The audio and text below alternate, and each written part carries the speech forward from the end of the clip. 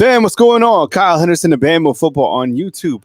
Run the thumbs up. I appreciate you guys being here. Thank you so much for joining us on Saturday, February 17th. We are live right now at 5:45 p.m. Let me know where you're coming from inside the comment box. This Alabama basketball team absolutely destroyed Texas A&M. Now, in the beginning of the show, clearly this morning we were talking about the fact that Buzz Williams was saying that this is one of the best offensive teams in the country. Okay, so you go into this game and you're expecting Alabama really to be dominant. And welcome in, Derek. We appreciate you being here. What's up, Marquita? We see you. What's up, Dean? I see you coming from Chattanooga. What's up, Janet? Coming from Florence. We appreciate you. Adam, what's up?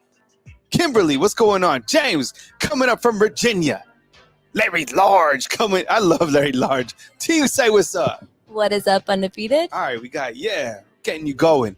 You got, I'm previewing, and then you got Coach Sean, and you got Coach Smook on Saturday now. Bama football on YouTube. But we got to start with this basketball team because what they did earlier today was pretty impressive. All right, so one of the stats, and I'm going to go over the game in a little detail, play a soundbite from Coach Nate Oates on why he had Nick Saban speak to the team before this game, okay? So one of the stats that stood out to me, okay? Check this out. Stay with me here. All right, this team has scored 100 points or more 8 times this season. That is the most since the 1995-1996 Kentucky Wildcat basketball team. They did it 9 times that season. Okay, Alabama has a couple more games to play this season. That is the potency of Alabama basketball. All right, we're going to look at the stats, kind of dive into it, but want to warm up the show talking about the basketball team, and rightfully so. We also have Keon Sobwatch. He is the prospect from Michigan, free safety, who entered the transfer portal on Friday. That feels like it was like weeks ago. We've already had like 4 videos about him, talking about him.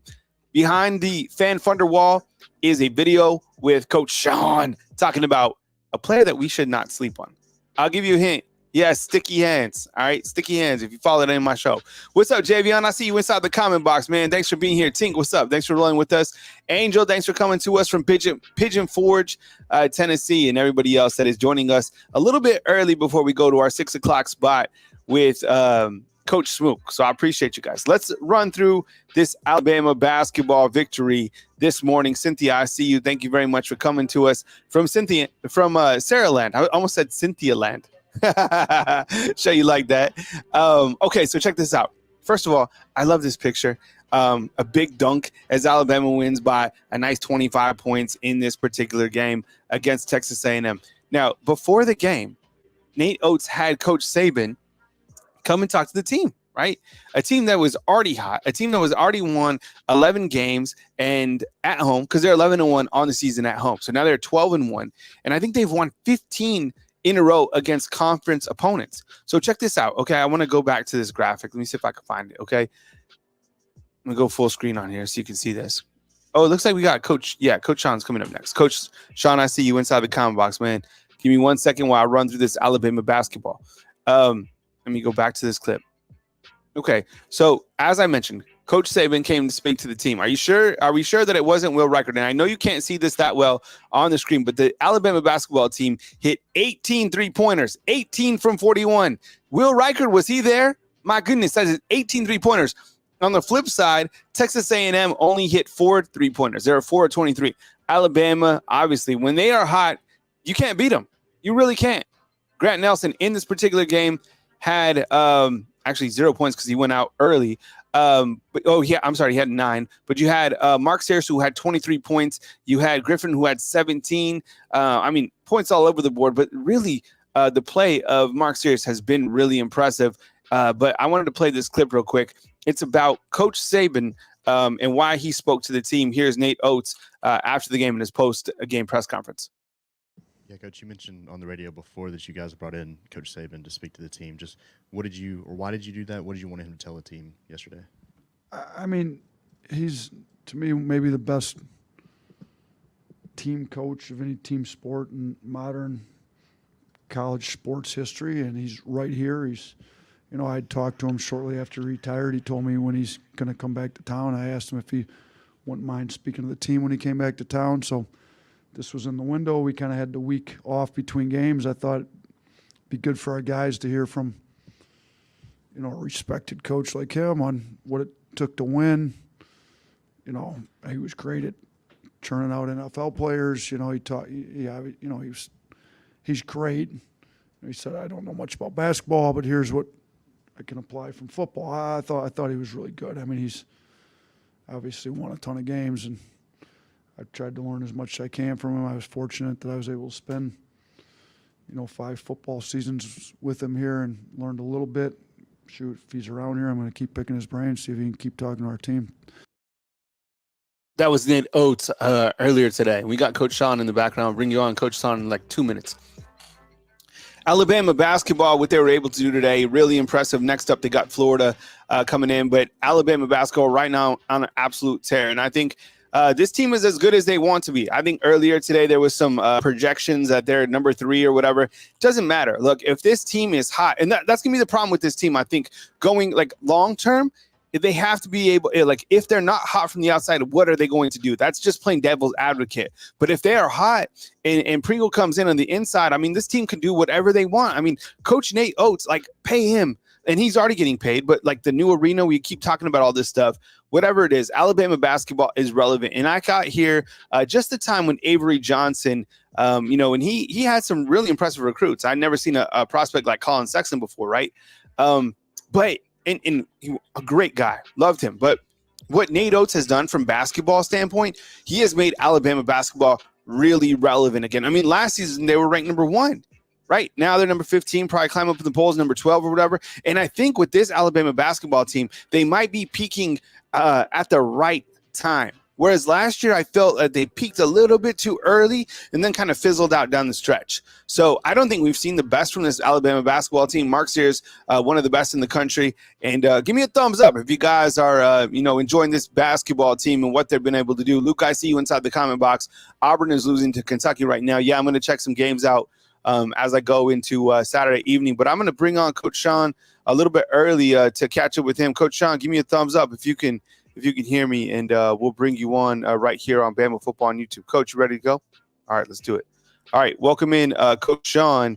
And Coach, what's up, man? Did you get a taste of Alabama basketball today? Were you able to just kind of see some stats, some notes from the game? Yeah, I caught a couple of I didn't get to watch the game, but I caught a couple of highlights on YouTube, and it was crazy. It was crazy, especially when you see everybody was in attendance. Yeah, 18 threes. It's like, yeah, that's crazy. Yeah, 100%. Yeah, and I think, like, with Nate Oates, I mean, because you followed Alabama basketball, people who are football fans, like, they love Alabama basketball. Like, the crowd, the turnout was intense, but, like, Alabama basketball under Nate Oates, they're relevant again. Yeah, that's a whole fact. I mean, when you look at even the people that was in attendance, when you look at the people, the former players that was in attendance, Coach Saban, man, it was a lot of people there, and you see the fire of the crowd, and yeah, they have this basketball team. I hadn't seen basketball this hype in a long time, and it's a product and a credit to Coach Oates and what he has done here. All we need now is just a better arena. We get that better arena, man. Alabama basketball is right there with the football team. Yeah, no, I love it, and I think it's probably even more challenging to continue to perform at this high of a level in basketball because you literally dealing with a new roster almost every single year because of the transfer components, right? And how that works along with basketball as well. I want to show this clip. This is from Crimson Chaos. I mean, look at the student section, right? Like, this is before. I mean, I absolutely love it. Like, follow that account, by the way, on Twitter. It's called Crimson Chaos. So if we can bring up Coach Sean's topics, T, I appreciate it. Yeah, that's from today. That's dope, right? Coach, earlier today or yesterday when we had our weekly team meeting, I asked you to talk about a prospect who was under the radar. You picked Kobe Prentice. I love that pick for a lot of different reasons. And when we start to kind of turn our heads towards spring football and looking at the offense and looking at the defense, it's exciting to talk about players who have already stepped onto the field, who have already kind of cut their teeth. And one of those guys is certainly Kobe Prentice. I love the fact that you added him. Sometimes I feel that there's so many guys in the wide receiver room, he can get a little bit overshadowed, but I like to call him Kobe Sticky Hands Prentice. The guy is ultra dependable, very versatile wide receiver with really good speed. So if you could touch on Kobe just a little bit more. Kobe, if you look back at his freshman season with Bryce, Kobe had an outstanding season. I think 37 catches, a little over 300 yards as a freshman. To come in the next year, started off sort of hot, and he had a hamstring injury. And if you know what those hamstring injuries, those things are very, very, very difficult to get over. They linger. I've known hamstring injuries to be as fast as 4 weeks, to be as long as the whole season. Yeah. So that hindered him a lot. But if you look back at the Kentucky game, when Jalen Miro targeted him, he came through. You look at the Arkansas game, when Jalen Miro actually targeted him, he came through. So I do believe in this offense being from the slot, and in Coach DeBoer's offense, the slot receivers target a lot. This offense puts him in a lot of situations with the safety, the nearest safety. So I do believe Kobe is in line to have a huge season this year. I think he's healthy. He's put on some weight, and this is the prime time for Kobe to come out and have his second coming out party, being the fact that we have other receivers that you're not going to be able to just to focus on Kobe. I think it's time for Kobe Prince to go off, and I think he will. Here with Coach Sean, I'm about to turn the keys over to him. So can you get your the B2A emojis going? And we now Merrill has an emoji as well, and of course Coach Sean's had one for a long time. And I think we have a block A on there. I know people were using the NATOs during the scoreboard. Coach, I asked Smook this morning, he does a reality or reach, so we just kind of messed around with it for a little while. I'll ask you one of the questions that I posed to chat on the morning section, and that was so reality or reach. We leave spring football with a quarterback battle. Is that reality or is that a reach? I think that's reality. And it's unfortunate being the year that Jalen had, but it's a new coach. I don't want to say what he done doesn't matter. I don't want to say that, but the new coach has different principles, different things he looks for his offense, and it's going to be a clean slate. I'm sure he'll take into account that Jalen was the starter. I'm sure that'll be taken into account, but you still got to go out on the field and perform. So I think it's a good thing that it's a quarterback battle. I think it's a good thing. It should be battles all over the field. Yeah. Coach DeBoer is a new coach. He's looking for something different. And I think everybody should be up. I think everybody's job should be up in the air. Everybody's. Yeah, I'm excited to kind of see it play out. And from what I gather, the first spring football practice will be March 4th. And that's interesting because you only allotted 15 practices going up into a day, and Patriot Live coming through with it early on. So I guess they'll take kind of a mid-break on spring break and then get back to it. Curious to see how Coach Kalen DeBoer does it, but Patriot Life always taking care of us and always updating the avatar. I always see that Patriot Life, man. We appreciate you with the 5 fan funder memberships right here on Bama Football on YouTube. Before I bounce out, T is going to get an updated super chat board. Go ahead, T. That's not including Patriot Life's most recent. Okay. All right. Yeah. So I'll go full screen on that so you guys can see. So what we added was the people who have gifted fan funders as well. So yeah, I got BB Patriot Life, undefeated, and we'll add Patriot Life. We'll scratch out. There's 5 more. And then Crimson Blood with the 102 spot. BB today chimed in. Patriot Life, undefeated. So, and Dwight, thank you very much for supporting us and the coaches right here on Bama Football on YouTube. We really appreciate you guys. Coach, I'm going to turn the keys over to you. You have them for the next hour going into Coach Smook. Do your thing. I'm here. As always, I really appreciate you. Appreciate the craft, the grind. We're really proud of, the delivery, and would love to have you here. So, fam, please take care of Coach Sean like you would take care of me. And I will catch you soon right here on Bama Football on YouTube. Coach, do your thing. Appreciate it, Kyle. Thank you, guys. I appreciate you more than you know for that. Taylor, I tried to load that graphic, Taylor, but it seemed like it was smaller. It seemed like when I loaded the graphic, Taylor, it was smaller. Like it wasn't big like this one. I'm not sure what happened, but I loaded it and it was exceptionally small. I don't know if I did something wrong or what. So Sean, when you just have to like readjust the image after you load it, like Okay. So Okay. I'll show you how to do it after your stream. Okay. No problem. No problem. Thank you. Mhm. Shout out to the undefeated. Glad to see you guys today. I'm really exceptionally happy that you guys are in here.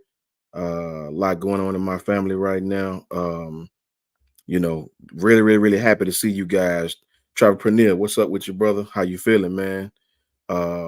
Cynthia Middleton, roll tide to you, Cynthia. How are you? Javian Smith is in here. Dr. 334 is in here. Kimberly Harmon is in here.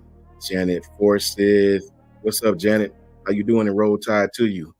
Sean Williams is in here. What's up, Carla? How you doing, Carla? Roll tide to Carla Bailey. Roll tide to Marquita, my neighbor. Marquita, how are you, Marquita? Good to see you in here. Thank you for tuning in with me. JG, what's up with you, bro? Tink, how you feeling, man? What's going on, Tink?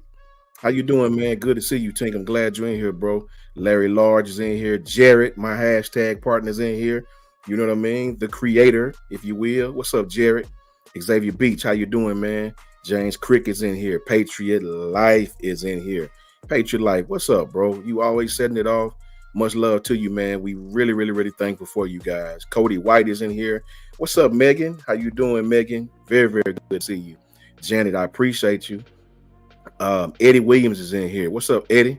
How you guys doing, man? Juvie 86 is in here. Mr. Kamal was in here. Crimson Blood is in here. What's up, Crimson? Man, you've been setting it off, man. Shout out to Crimson Blood. Much love to you. Roll Tide to you and your family. Rodney Tuberville is in here. What's up, Rodney? How you feeling, man? Hope everything's going great for you. Terrence Marshall is in here. Terrence Machiavelli is in here. Cody White still is in here. And Chance Schoonover is in here. Glad to see you guys, man. Brent Jarman, what's up with you, brother? Roll Tide Roll. Really glad you guys are in here. Want to tap in with you guys real quick. I'm gonna hop right into it because it's I only did 3 topics, but one of them is sort of long, so I really wanted to get right into it with you guys. Xavier Beach, what's up with you, bro? Coach Sean, I have a question. Is there a chance that either Sabb, if we get him, or Jackson plays the nickel? Xavier Beach with an outstanding question. Xavier, it is a chance. It is. If we get that young man, that's a whole fact. If you look at the defense against Michigan, he played a couple of different positions at Michigan. So he has the talent to play several positions in this defense. I would love to have that young man. I'm gonna get into that. My second topic, I got another young man who hit the portal, who I think is just as talented, and I'll definitely get into that in just a second. But that's an outstanding question, and you are 100% right. I do believe he can, Xavier. I think you're on to something right there, man. Romeo Satson, how are you, bro? Satin. I like that, Romeo. How are you, brother? Roll Tide to you. T. Welch, what's going on, brother? Matty P is in here. Gregory Pace is in here. Kimberly Harmon, how are you, man? I'm just really ecstatic you guys are in here, man. Thank you for tapping in with me. We're going to hop right into it. So, we all know Kane Womack is running the 4.25, right? We know we just got finished for years and years running 3.34, right? What's up, Rich B? How you doing, man? So I want to do a versus 3.4 versus the 4.25, right? I'm a little biased, right? I will admit I'm a little biased. I'm a 3.4 guy. I don't hate on the 4.25, right? It's just for me, just for me. Now, other coaches may tell you something different, but for me, the 4 teams, the 4 down line, even front teams were a little easier for us to move the ball on. The 3-4 guys was a little more difficult because they've done so many different things. This is the teams that actually had the talent to run the 3-4, right? So I was a 3-4 guy, but the 4.25 is a very good defense.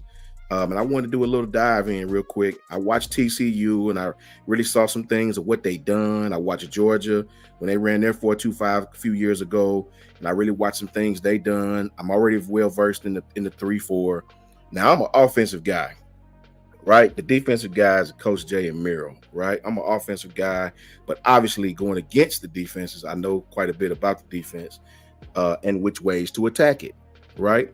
So the 4.25, right? Now, here's the thing, guys. The 4.25, right?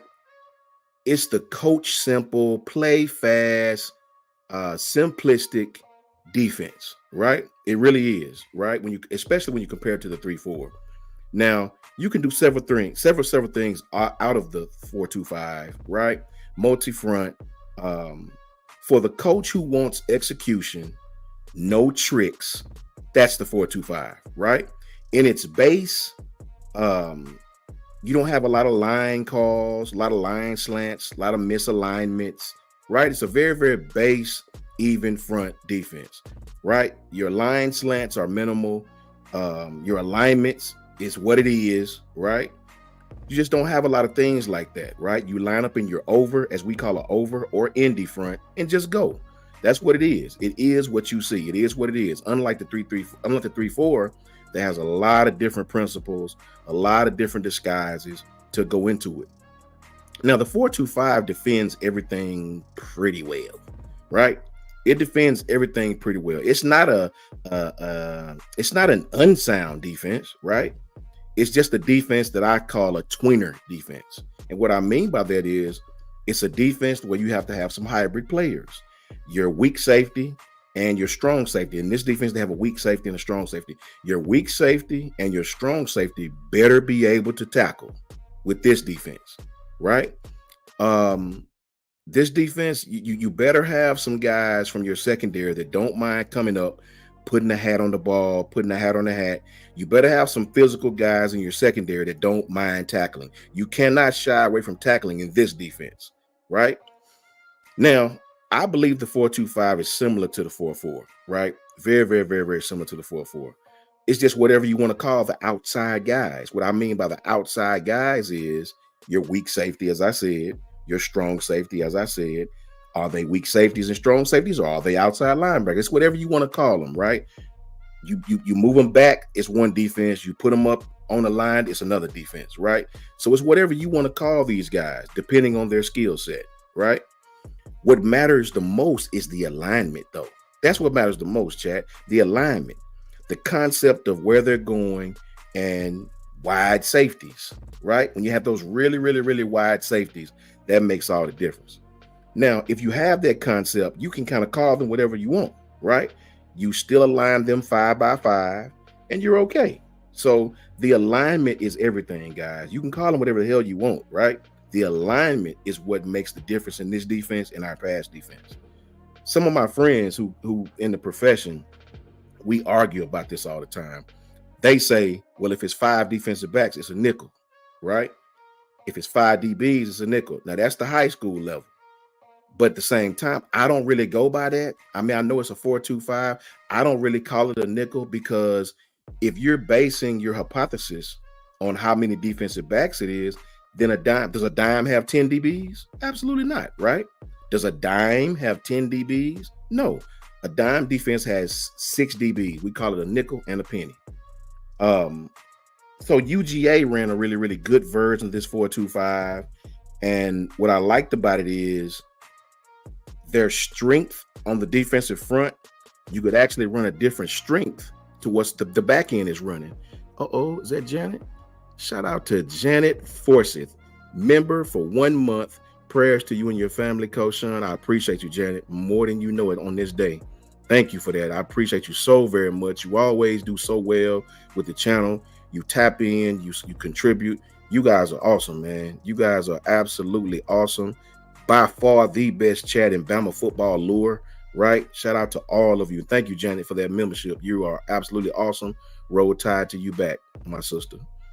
So yeah, guys, I mean, I enjoy the 4-2-5, right? It has some great things about it that I think will benefit us and the talent we have on roster. But I'm a 3-4 guy, right? I'm a 3-4 guy. So you take the base, and this is base now. You can dress these things up to go as deep as you want, right? You can dress these things up with different fronts and different DBs and bringing pressure from the rover, which is your overhang guy. You could dress these things up however you want. But I'm talking strictly about base principles, right? So in your base 4-2, if you kick everyone over a man, a half man, you know what I mean? take out a DB, take out a defensive tackle, add a linebacker, then you have a 3-4, right? So it's all about alignment, as I was talking. But I'll tell you something about the 3-4 that I do like better than the 4-2-5. The 3-4 is a versatile, more flexibility type of defense. You can do a lot of different things out of the 3-4 that you can't do in the 4-2-5, right? For example, a base call in 3-4, just a base simple call in the 3-4 is to slant away from the tight end. We call that aim, AIM, aim. You want to aim and base away from the tight end, right? That's a weak side call. We also have Toro. Toro is a strong side call. You want to base yourself to the tight end or to the formation, to the power of the play, the strong side of the play, right?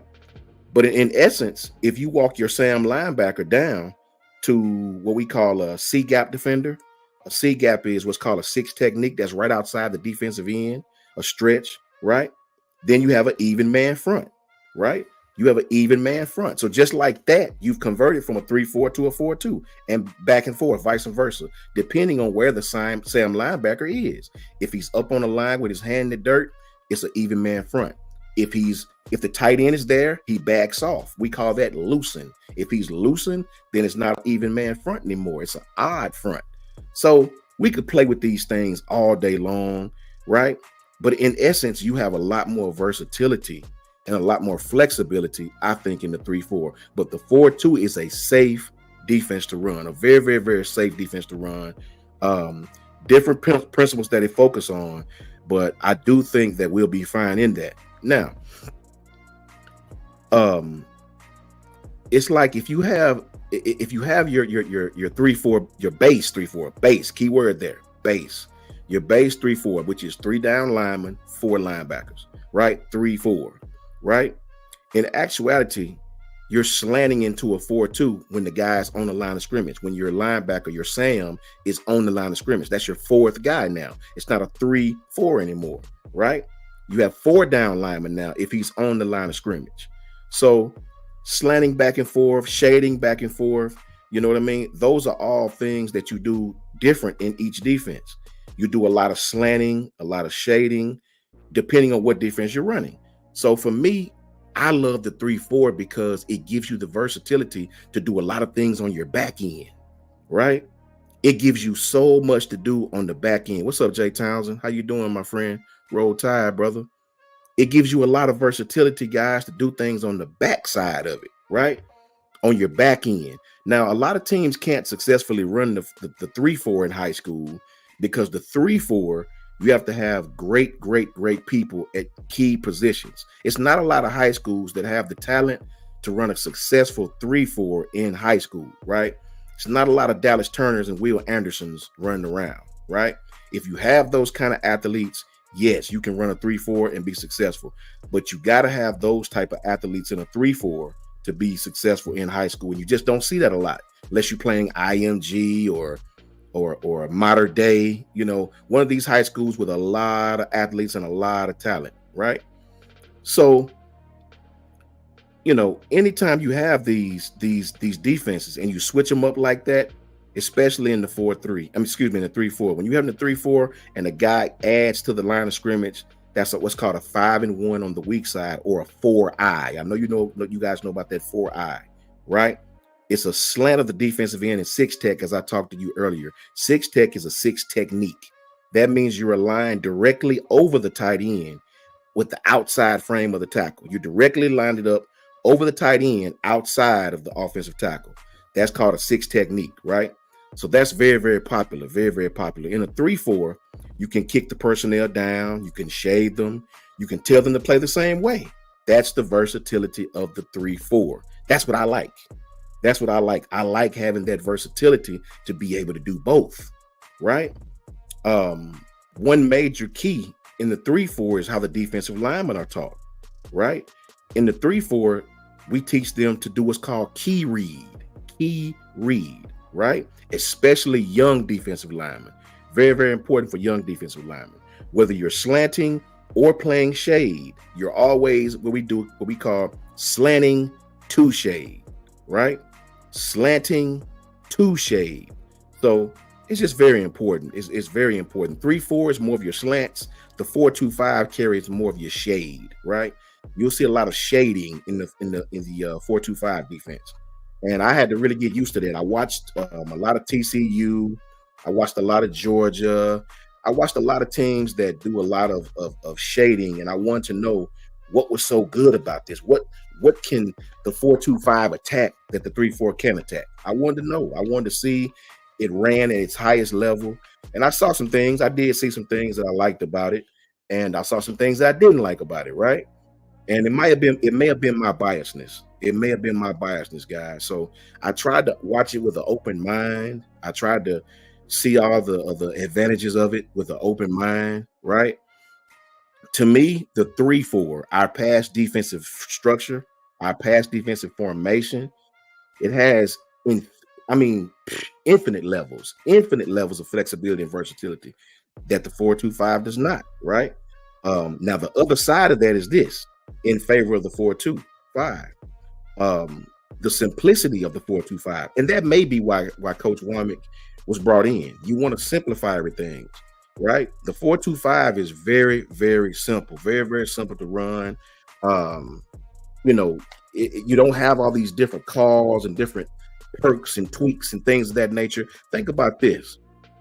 In the 4-2-5, 90% of the time, you in cover 1 or cover 3. Every time. I watched the whole game for TCU twice. I watched Georgia 2 years ago twice. I did not see them in anything other than cover 1 and cover 3 about 90% of the game, right? And it was minimal blitzing. They got all their pressure with their front 4, right? And here's the thing. The strong safety in a 4-2-5 and the weak safety. Remember, you got a weak safety, as they call it in this defense, were the force guys. When I say force, what I mean by that is they were the guys that was maintaining near shoulder leverage on the ball carrier, right? They didn't let him pop it outside.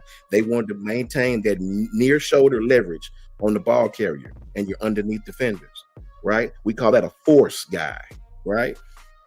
The free safety, the other safety on the other side, that was your alley guy. Alley, A-L-L-E-Y. The alley player runs the alley. If you play football, you understand what the alley player does. The alley player runs the alley, meaning the end of the trenches, the end of the offensive defensive lineman, and the beginning of the cornerback. It's an alley right there, and that's the safety's job, the free safety's job, to run that alley and clean up anything that's coming through there, any ball carriers. That's his job. I watched this over and over again. So the strong safety, weak safety, force guys, right? Force guys, free safety, alley guy, right? So it was a very, very, very basic, simple thing. Your 4 down linemen and your 2 middle linebackers were spill guys, S-P-I-L-L, spill guys. What is spill, Coach Sean? Spill is an inside out guys that spill the runner, to the next gap or the outside of the defense. They're containing. We spill him to the next gap or the edge of the defense. We call those spill guys, right? So their defensive linemen and linebackers were spill guys. I watched that over and over. I tried to find something different about it, but it wasn't. So it's a very, very, very simple defense. Very, very simple. And the cornerbacks just stay in coverage. The cornerbacks stay in coverage, man. Very, very simple. I like the 3-4 because it gives you the option to roll your safeties back, right? It gives you that option to roll your safeties back, run cover 3, cover 4, play quarters, give it different looks, get other guys involved, do a lot of different things with your linebackers. It's just more versatility. That might not be what we need to do this year, being we're going to be so young on the back end. So I understand going to a more simple defense to keep the guys from thinking too much. I think we had a lot of that in our past years until we got, this year, the defensive coordinator we just had, Kevin Steele, who simplified things. So for me, guys, the bottom line, when you're really looking at these two defenses, the absolute answer to the question is the 3-4 is going to give you more versatility, as I talk about on the back end. Now, that may be good or bad, depending on, we have a lot of young kids that's going to be playing in the back end. What's up, Adam? How you doing, Adam? How you been? Where you been, brother? We may have a lot of young kids in the secondary this year. We may have a lot of young corners. and possibly even a young safety or two in Peyton Woodyard, right? The 3-4 will give these guys more versatility on the back end. And that may not be a good thing right now with how young we are. The 3-4 defense is, if I had to break this into layman terms, the 3-4 defense is for a coach that likes to tinker, right? Trust me when I tell you guys this. The 3-4 defense is for a coach that likes to control everything, likes to mess with everything. It's for a coach that likes to tinker, a la Coach Saban. That's what a 3-4 is for, right? Versatility and flexibility. The 4-2-5 is simpler, right? It's simpler. A lot of hybrid players that excel. It's less coaching that goes into the 4-2-5. It's a tweener defense, right? You got to have these guys that sort of tweeners in your safety / linebackers. And here's an important fact about it that I looked at. And I may be the only person to tell you this, but it's what I saw. In this 4-2-5 defense, this is very important. You have your strong safety and your weak safety. We've talked about that, right? Not outside linebackers, but a strong safety and a weak safety that may play down, may play back, depending on down and distance. What I noticed about the strong safety is he plays linebacker and safety, but the strong safety plays linebacker first. Your weak safety plays safety and plays linebacker, but he plays safety first. Think about what I'm just saying. Your strong safety will play linebacker at times in that defense and safety in that defense. But most of the time, your strong safety is playing linebacker, safety second. Your weak safety, most of the time, is playing safety, linebacker second. This is a whole fact. And that was two different schools, TCU and Georgia. It was the same principle. Strong safety was playing linebacker a lot, played safety in some down and distances. Your weak safety played safety just about every down, but he played linebacker in some down and distances. So I thought that was very interesting about this defense. I think the 4-2-5 is absolutely awesome at stopping spread offenses. You know what I mean? It's a spread defense beater, if you ask me. I think the 4-2-5 is the best defense you can run to stop a spread offense, right? It gives your defense the edge to any spread alignment, right? What I like about the 4-2-5, every team that I watched the 4-2-5 on, they had names for the 4-2-5. Like, I don't know why we don't name the 3-4 defenses. It's only 4-2-5. They had names. TCU and Georgia and some other teams I watched had names for their defense. I thought it was kind of ridiculous, but I guess it is kind of cool when you really think about it. I heard of the latches, the rings of fire, the double hammers, and the swarm, right? So, multiple pressures from the 4-2-5. Your rover, your overhang guy, you could bring pressures with that guy. You could always bring a lot of pressure with your rover. But I will say this, in a 4-2-5, your Sam linebacker better be about his business. This kid got to be a hybrid. He got to be a pass rusher. He got to be a coverer. He got to be able to drop in coverage. He got to be able to take on those pulling offensive linemen. So I liked it. I saw UGA run a really, really good version of it. And what I liked about UGA's version is they would call a run strength with their front four, right? They would call a run strength with the front four and a passing strength in the secondary, something totally different in the secondary. I thought that was interesting, right? I do like that when you're playing a balanced pass team, and this is something that got us in trouble a lot last year, a la LSU when they was coming back. When you're playing a balanced pass set, right? Like 2x2 formation, if you know what I mean. 2 receivers here, 2 receivers here, right? You get more of a 4-in-1 box because your wheel linebacker, he's bumped out to coverage. What I mean by that is once your wheel linebacker bumps out to coverage, it leaves the 4 down linemen and 1 linebacker in the box. So you have a 4-in-1 box, we call that, right? And here's the great thing. On each side of your receivers, those receivers I talked about, 2x2s, you have a 3x2. We call it 3/2, which means you have 3 defenders for 2 wide receivers. Think about what I said, right? 4-in-1 box, 4 down linemen, one middle linebacker, right? Your wheel linebacker bumps out for coverage. Now you have a 3-over-2. 3 defensive backs over 2 receivers on this side, 3 defensive backs over 2 receivers on that side. An absolute spread formation beater, right? I do think the 4-2-5 is much better against spread defenses than the 3-4. I do say that, right? There's nothing you can line up in to beat a 4-2-5 by numbers if you play the 4-2-5 right. I will say that. So I do give the 4-2-5 its just due in that aspect. So that's my breakdown of the two, right? I think with the talent we have, we should be fine either way. Is that Adam? What we got, Adam? My man Adam. Coach, we have 3 5-star DBs coming in, even though inexperienced. Won't their speed be perfect for a 4-2-5? And do you think our D-line will get more pressure on the quarterback this year? That's what I was saying, Adam. I hope so. You know, I have yet to see it. I want to see it. I'm not a 4-2-5 guy, right? I won't lie to you. I think it's some advantages to it. I hear the other coaches saying how it should fit us and this and that. I want to see it because the 4-2-5, you better have some defensive backs that will come up and smash, right? Now, Jaheed Campbell, I think he's athletic enough to play in any type defense. He can come out and cover if he has to. He can rush the passer if that's his calling, right? And he certainly can play middle linebacker base.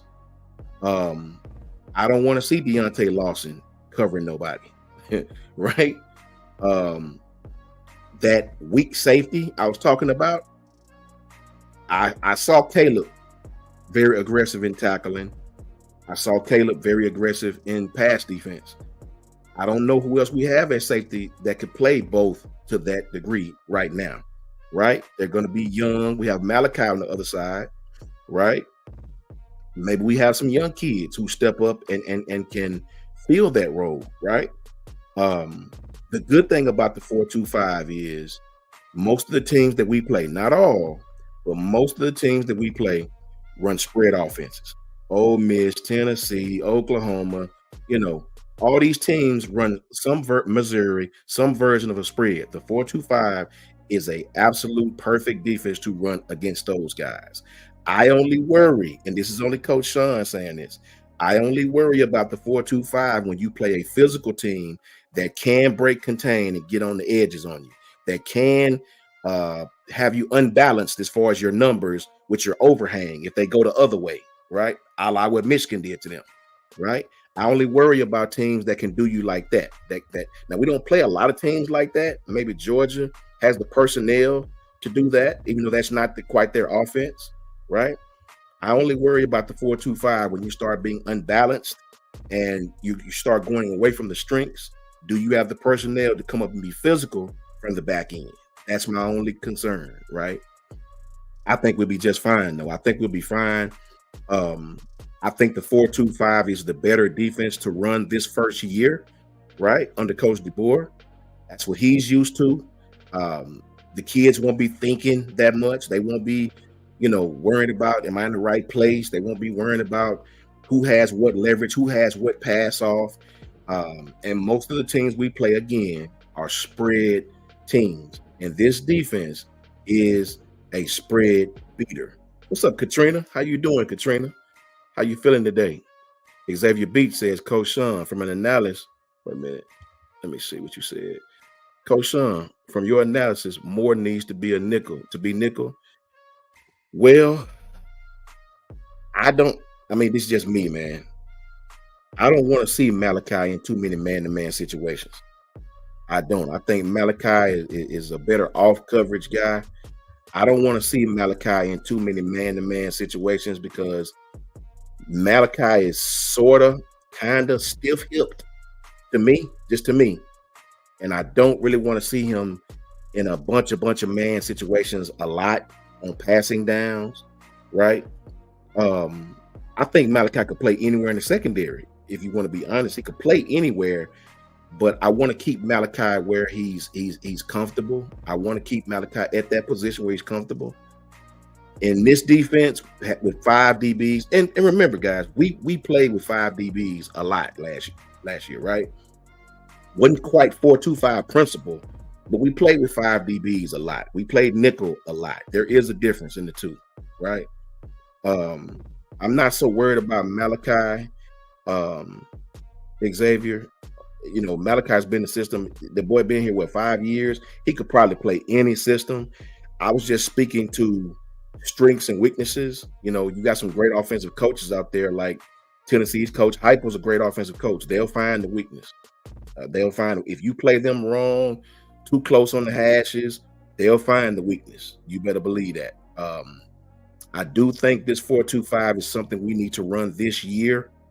With all the spread formations we're going to see, even Western Kentucky, even they run the same version of it. So we need a defense to give us as much protection on the back end as possible, all while putting pressure on the quarterback with the front 4, a la front 7. Marquita. Let me see what Marquita say. See what my neighbor say. Marquita says, Coach Sean, you think the Saab young man will help them with this? I do. And transition to my second topic, that's what I was going to speak on. Keon is a great player, man. He's a great player. The kid can play all over the secondary. The coverages they played at Michigan, you know, are very favorable to what we'll be doing. Janet Forsyth. Janet says, if you're not a fan of 4-2-5, I like the 3-4, Janet. But it's not that I'm not a fan of it, Janet. I just I want to see us molded into that. I'm so used to gap scheme that I just got to see it. You know, I don't know if to me, it concerns me on the back end. Do we have the correct personnel to play that on the back end? Now, maybe we'll get some extra kids coming in when the portal opens, right? But I do know 4-2-5, you better have some DBs that don't mind coming up, putting a hat on you. And I think we have that. I do think Devontae Smith can play that. I just don't know how physical Devontae Smith is. I hadn't seen him play a full game yet. I don't know how physical these young freshmen will be yet, right? I need to see them on A-Day in this 4-2-5 to give me a brief, quick overview of who's going to be the alley guy, who's going to be your force guys. I want to see how physical we are with these young kids who are going to be forced into action. So it's not that I'm not a fan of it, Janet. I just need to see more from us. I hadn't seen us play it, and I really want to see us play that type of defense before I fall in love with it. That's all. Jay Townsend says, exactly, Coach Sean. I was just saying that the DBs need to be willing to make that. You better be, hey, Jay, you are 1,000% correct in this defense. You can't hide in coverage and let the linebackers and D-line clean up for you in this defense, because your weak safety is pretty much your safety, a la linebacker in this defense, right? So it better be somebody that want to tackle. You better be somebody that want to tackle, man, or a good team will exploit you on this. That's a whole fact. I think we do have the talent to do it. I won't say we don't, right? I just hadn't seen it yet. That's all. I'm not as optimistic as everybody else when it comes to this. I got to see it first, guys. The 4-2-5 is a different breed, you know. Coach Jay, Coach Smoot, they make great points about how it would transition. I just need to see it first, bro. I just, I need to see it. But as far as Keon, yeah, man, Keon is a great kid. I hope he comes to Bama. He'll have a place in the secondary if he do. That's a kid who's very, very, very experienced. Kid played in a lot of games. Kid is physical. Kid was a highly ranked kid. Kid could have went to Georgia, Ohio State, Bama, right? Very, very talented kid. Very talented kid from IMG. But I'm going to tell you something else that ain't nobody talking about. It's a kid from Arizona. He's a cornerback. He's a 6'4". And yeah, I said that. 6'4", 195-pound corner named Takari. I'm not sure if it's Takario. It's Tacario. I think that's Takario, right? These unique names. Takario Davis. I'm sure it's Takario, rhymes with Mario, right? Spelled the same. Takario Davis. He entered the transfer portal. This kid is 6'4", 195 pounds, can play on the hash. An absolute beast. Is fast, right? He's a little thin. He's tall. He looks a little thin. I don't think he's 195 pounds by far. I think he's probably about 180 pounds. Apologize for that static, guys. That's my garage letting up and down. He's a little thin, right? But this kid is a baller, man. He's a baller, right? 17 pass breakups in 9 games. Psh, you got to get him. We got to get him. At least put the call in, right? At least put the call in. 6'4", 195, can stretch the field, can track the ball down across field. Very, very fast, very, very long arms, physical. If we get both of those kids, listen, I'll be super satisfied, right? Super duper satisfied. We do need help. I have all the faith in the world in the young kids, all the faith in the world. But if I'm keeping it real, the truth is in the details. When you have young kids in the secondary, no matter how talented they are, teams are gonna pick on them.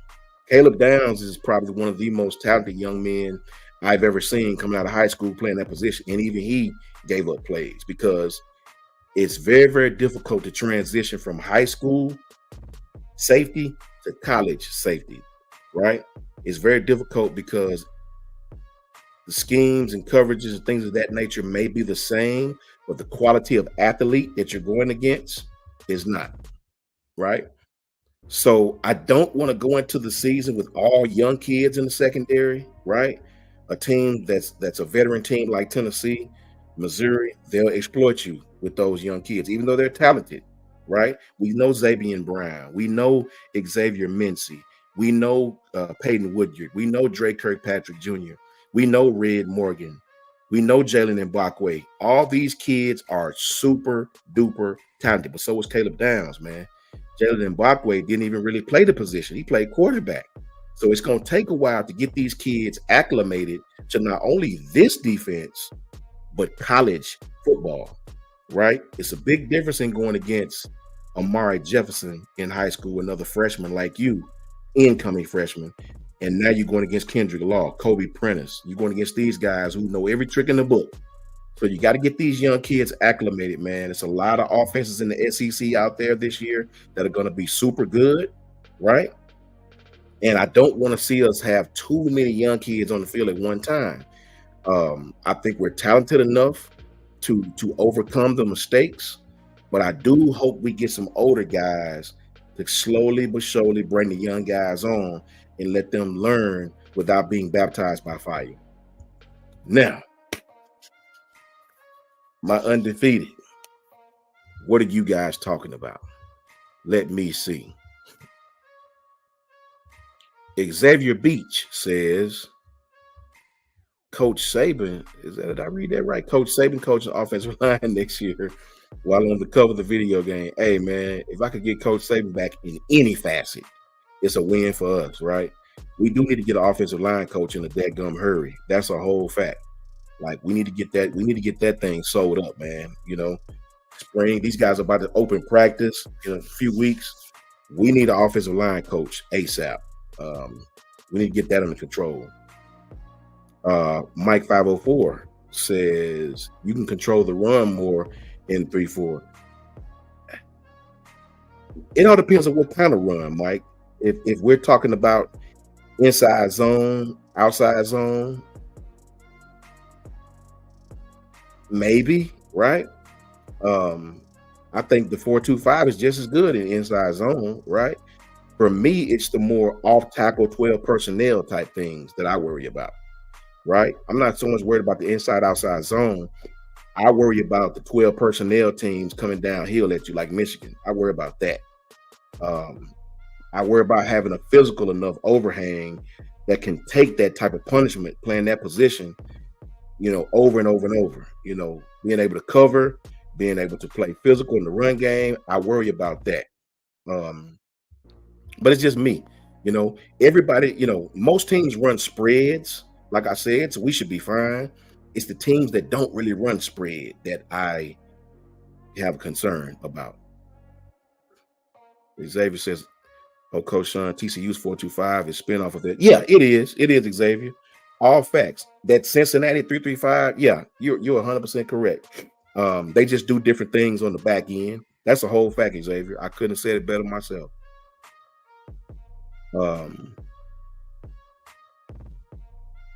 Janet makes a great comment. Janet says, no more missed tackles this year. Saw too much of that last for you. Exactly. Missed tackles, man, that'll get you beat every time. That's a whole fact. Janet. I love that fact that you got good eyes like that, Janet. Girl, you might need to come be a coach over here. I love that. That is awesome. Shout out to Janet Forsyth with the knowledge. I love that. Got a lot of respect for that. Joe Williams says, is Scott Cochran coming to Bama? Have you heard anything about? I hadn't heard anything about Scott Cochran. I mean, it's all quiet on the forefront about that. I hadn't heard anything about that. Clint Anders says yes, it's Takario. Okay, thank you, Clint. That young man, we need to get him in the fold as well. Give us some support on the back end. That's not super duper young. Marquita says, sound right to me, Coach Sean. Yeah, it's just my humble opinion. It's just my humble opinion. I'm the pessimist of the group, right? Coach Mook and Coach J, they'll tell you that. The stuff that concern me for good reason, right? I think we'll be just fine. Shout out to Kimberly Harmon. Agreed. I think we'll be just fine, right? And maybe I'm overreacting, right? But it does concern me, right? It does concern me. Now, if we still had Caleb, somebody who's played all those games, and for all we know, Devontae Smith could come in and play just as well, right? Devontae Smith could come in and play just as well. Peyton Woodard is a young kid. He could come in and play just as well as Caleb. I have no doubt that Peyton Woodard can come in and dominate the same way Caleb Downs did. I don't have no problem agreeing with that. I just got to see it, right? The brother need to see it. Coach Sean, we didn't miss a lot of tackles last year, but we'll have a lot of young men, unproven kids, may possibly start this year. I agree with you. I need to see something perform. And that's all it is for me, Jay. I'm not saying they can't. I'm sure we will, right? I'm sure we will. Matter of fact, I know we will. I just need to see it. I need to see how this glove fits on this hand, how this sock fits on this foot, right? That's all. I need to see this 4-2-5 and how our defensive backs who've been playing this type of football their entire career at Alabama, how do they adjust to this type of football? And it's very similar principles. We ran 5 DBs a lot last year, right? But I need to see how they come out and play a real 4-2-5, not a nickel, right? I need to see you with a real overhang, with a real weak and strong safety playing whether your linebackers go. I need to see you playing a real base 4-2-5 and how that works out for us. Shout out to Katrina Blackman. I didn't see you, Katrina. Roll Tide to you. It's good to see you up in here, man. Thank you. What my man Tink say? Tink says, y'all see the high school kid that's 440 and said, what? 440 pounds? 7 feet tall? Here in America? Tink? No, I didn't see that, man. But goodness, man. What was his classification? Was he a freshman? Was he a sophomore, senior? What? 7 foot, 440 pounds. Good night, man. That's crazy. Shout out to Ebony Carter. What's up, Ebony? How you doing? I didn't even see you in here. Roll Tide to you and your family, Ebony. Roll Tide to young Noah and Will. Much love to Ebony. Much love to you guys. Cynthia Middleton, my partner Cynthia says, we got Coach Sean rubbing his hands. Then you know it's exciting. Hey, man, I get excited, Cynthia. I do. I cannot lie to you. I got the cranberry juice here. Man, I'm ready to go. I'm ready to play some ball. I wish we had a game tomorrow. Suit up, man. Let's go. Roll Tide. Get Ebony Carter down here. Let's get on the plane. Let's come on to Tuscaloosa. Let's go, man. I can't wait for it. I cannot wait till this season starts. Right? I cannot wait to stick a sock in these haters' mouth. That's the whole truth. Mike 504 says it's easy to transition to the 4-2-5. I hope you're right, Mike. I hope you're right. Maybe you're right, and I hope you're right, and I won't disagree with you. But I have my concerns, man. I just do.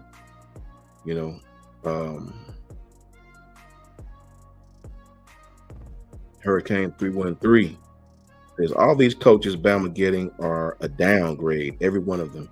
I don't think so, Hurricane. I don't think so at all. Right?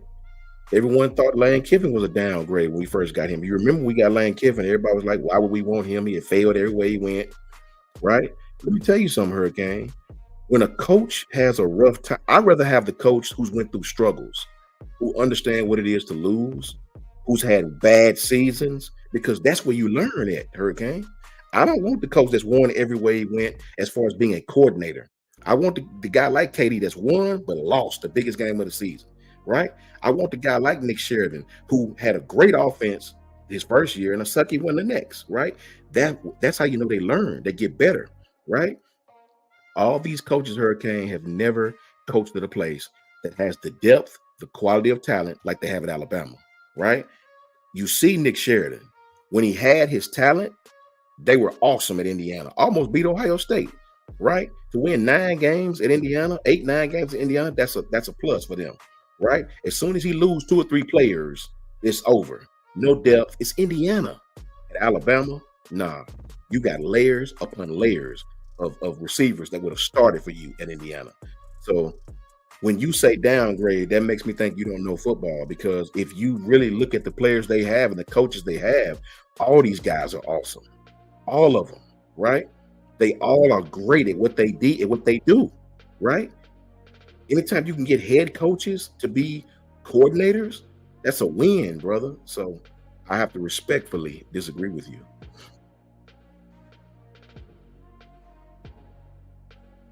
Xavier says, Coach Sean, I think we need to keep 30 and 50 base as background. Yeah, I mean, it could work out because Jihad is awesome. Tim Smith is going to be awesome. And in this defense, him and Tim Keenan will be on the field together, right? Won't be no more nose, right? They'll be on the field together, playing true defensive tackle type situations. I know they have names for them, Sting, Wolf, and all this stuff, but it's a defensive tackle to me. Larry Large says, which offensive line coach would you like, coach? I would like us to get Florida State's offensive line coach, Atkins. Quick, twitchy offense, gave up some of the less sacks possible in the country. Very similar type principles as far as the spread goes. Very similar principles as far as inside, outside zone. I wouldn't mind having him or Oklahoma. I think his name is Bill Bedenbaugh or Ben Bedenbaugh, something like that. Or Oklahoma's offensive line. Very similar offense. Was one of the top offenses in the country for 2 years straight as far as giving up sacks.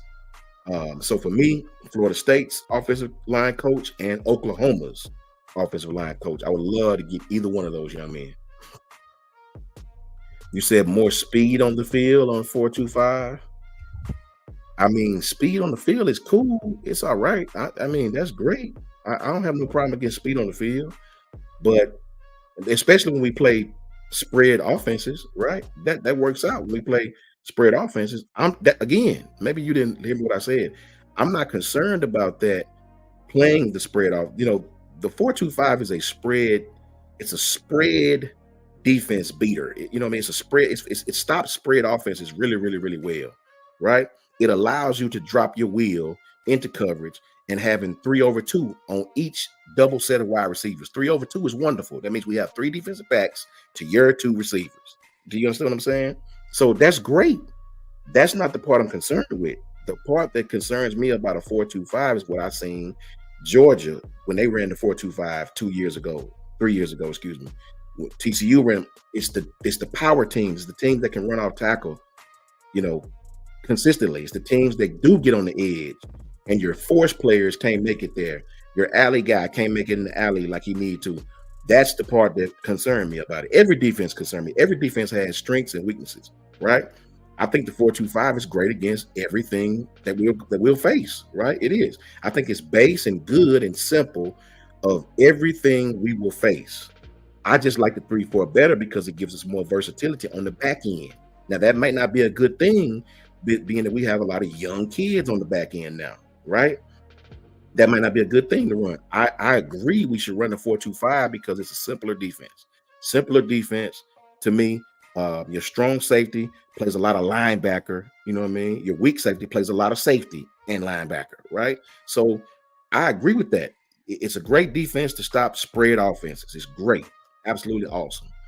I just worry about the teams that have heavy run games. You know what I'm saying? Your DBs better be really, really, really about it in this defense. They better be really, really, because you can't hide in the 4-2-5. When you playing that overhang or that rover, whatever the case may be, you better be about it. You better know how to come up and make a play, right? I do like it because you can run a lot of multiple pressures. I do like it because you can run a lot of backside rover blitzes. I like that. The part that worried me though was when you get unbalanced, right? And they start hitting you on the weak side. Do you have the personnel to come up and be physical in your back end, right? That's all I worry about.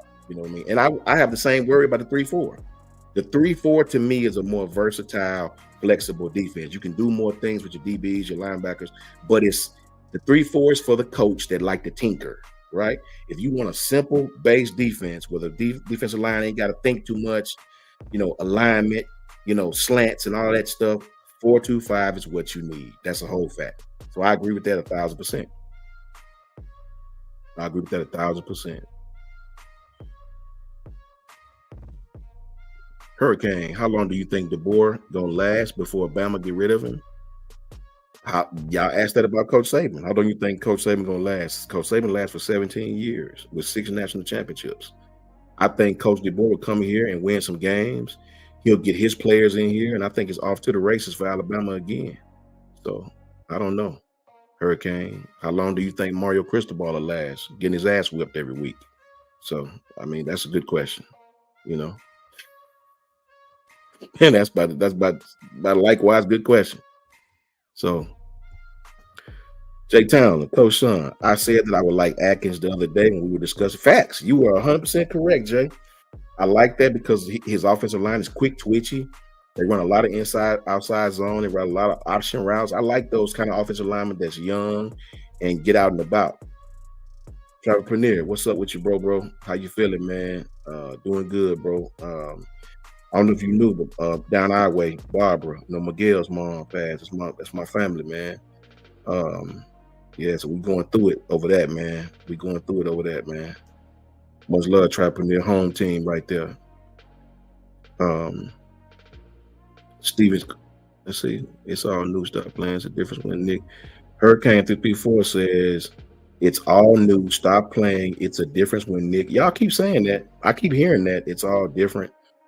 I keep hearing that. We'll see. Because all I can tell you, the facts, Hurricane, the truth is in the details. That's all I can tell you is the truth. I don't know. The truth is Coach Saban retired, right? Another truth is our class is the second best in the country, right? They stayed. Practically every one of them, besides a quarterback, stayed. So I don't know what to tell you, bro. We still got practically more talent than any team will play just about. So it looks like 2025 gonna be just the same. So, hey, brother, I don't know what to tell you. All I can tell you is the truth, right? Coach Smook in the house, man. Coach Smook said we got a Miami fan in here. He lost 2 weapons on his coaching staff.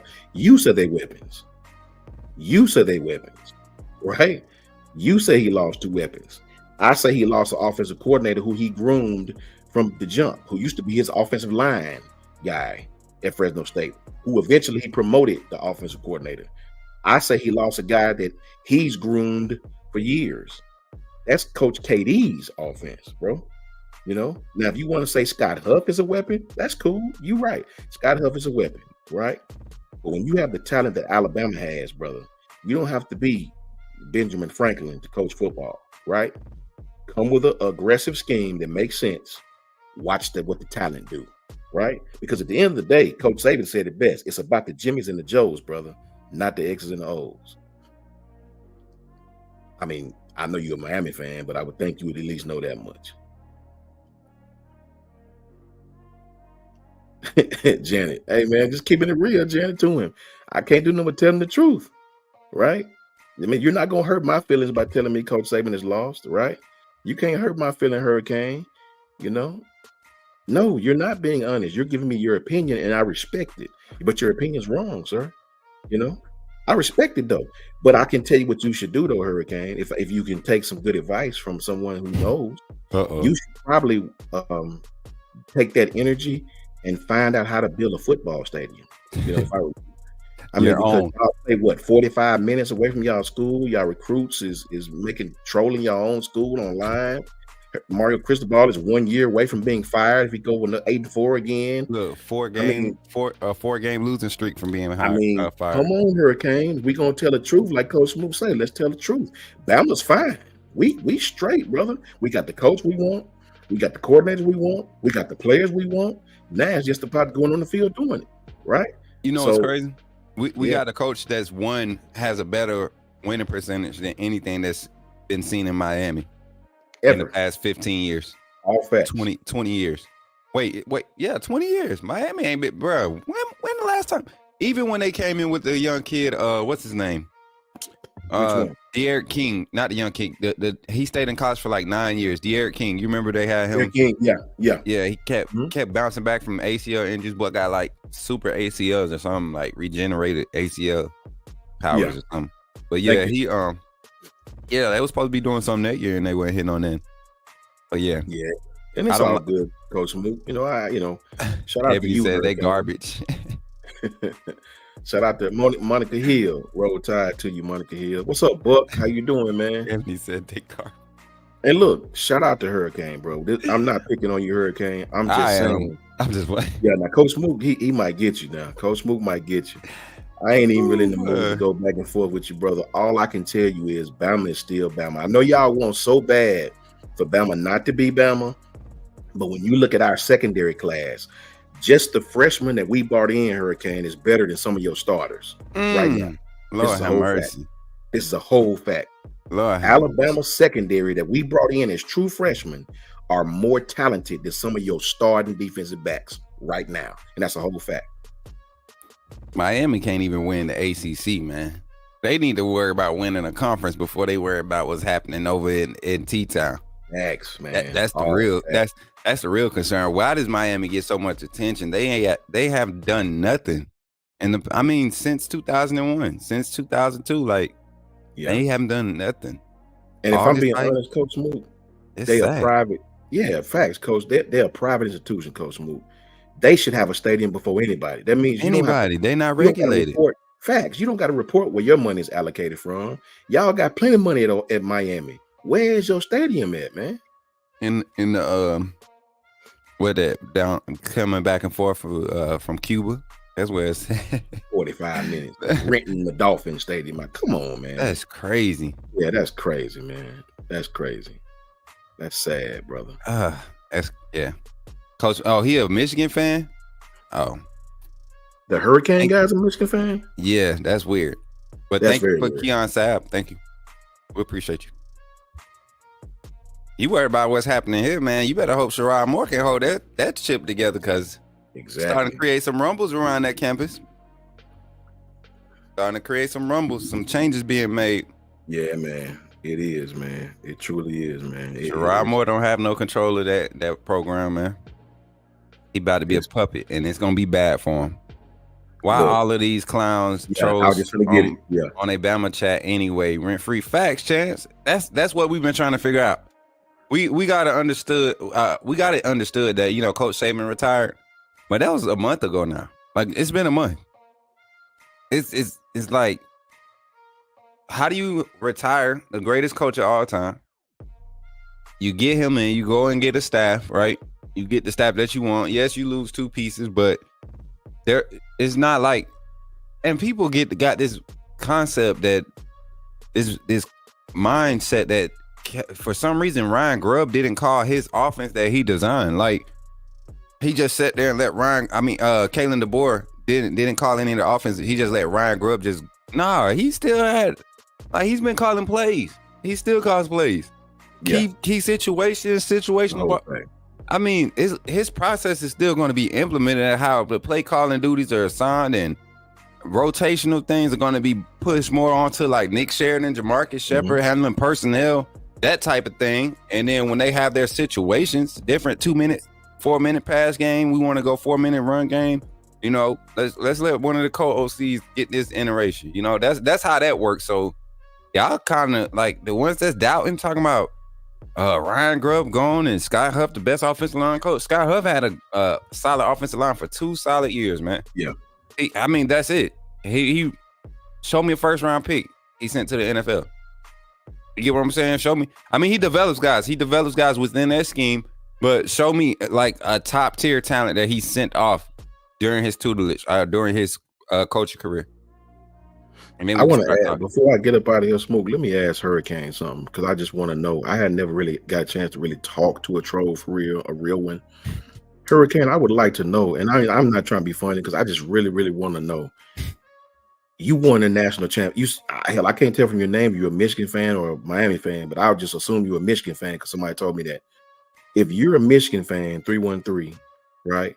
I saw 8 Mile, so I know 313 in Free World and all that. So I know that's Detroit, right? If you just won the national championship, why are you in a Bama chat talking, right?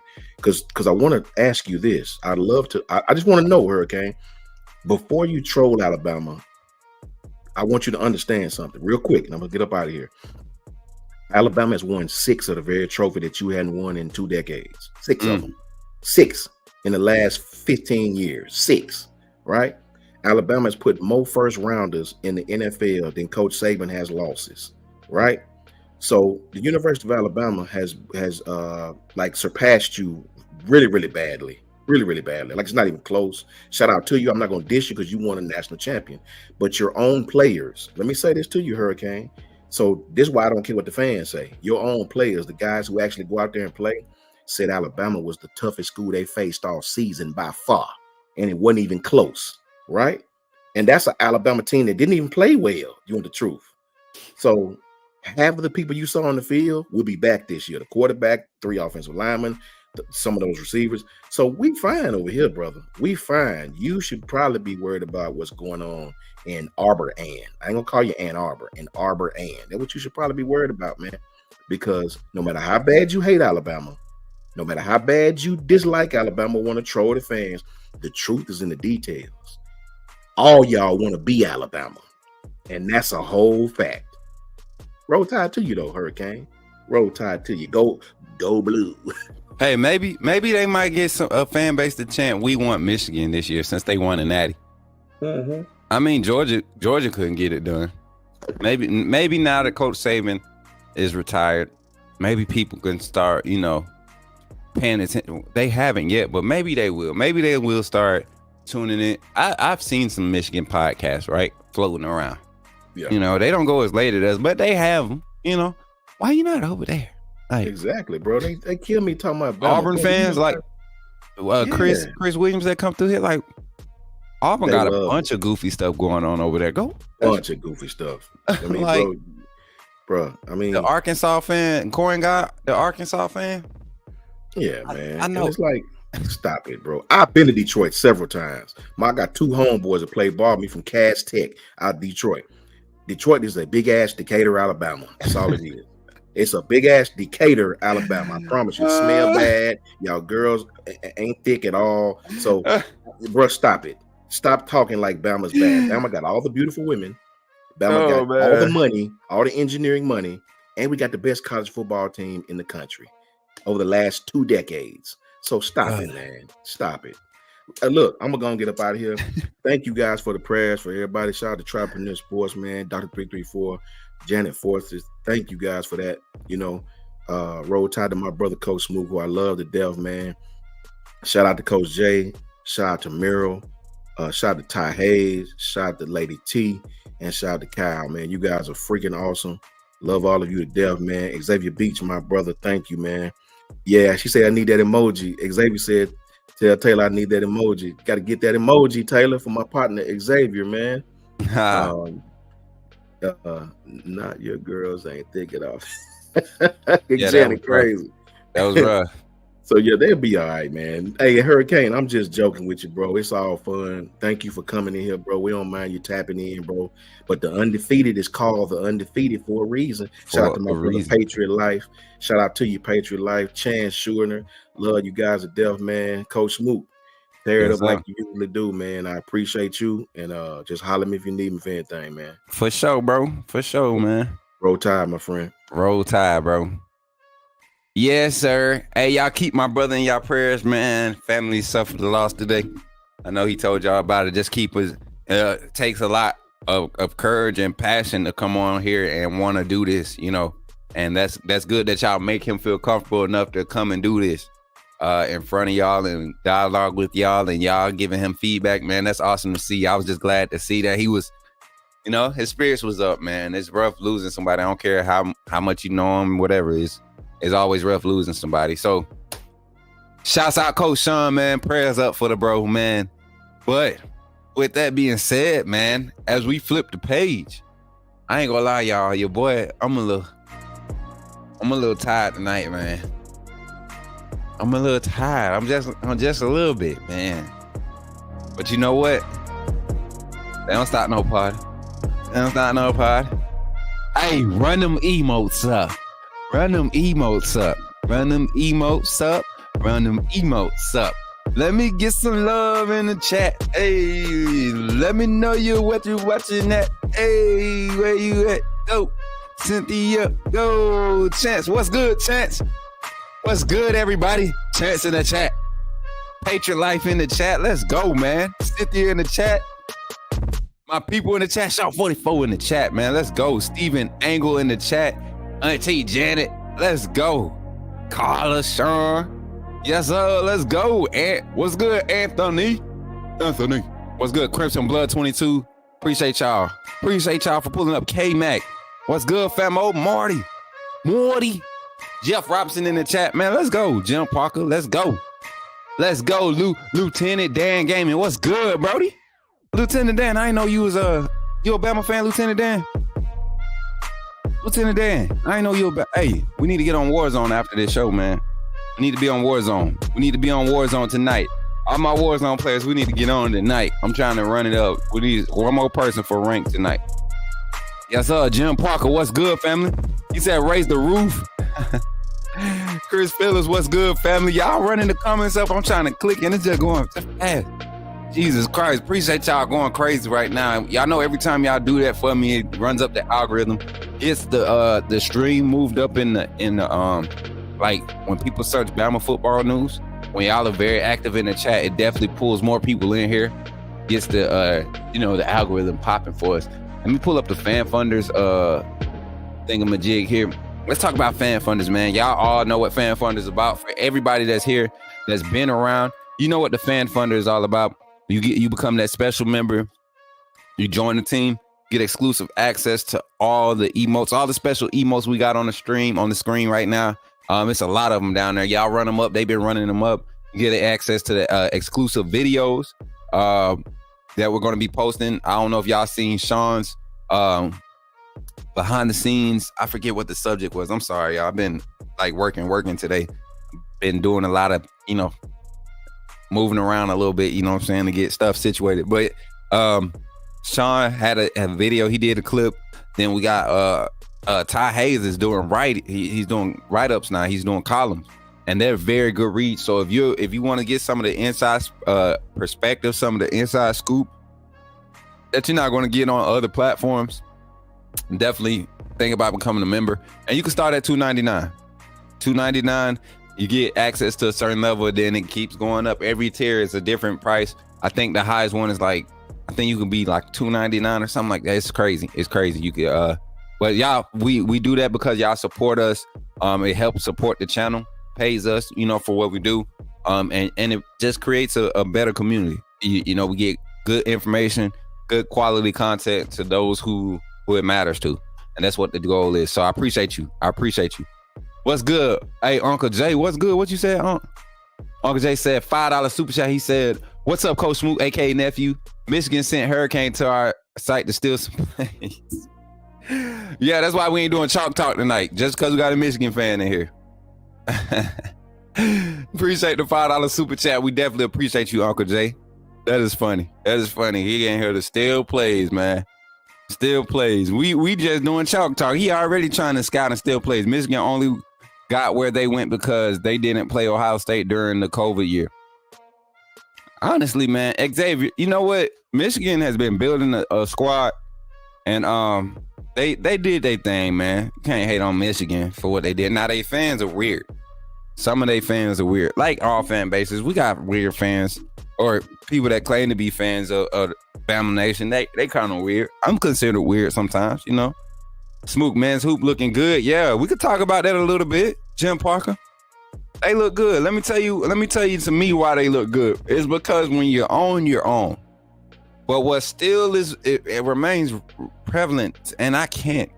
And I'm not down in the team. I like the fact that they are on a nice streak. They're in a nice groove.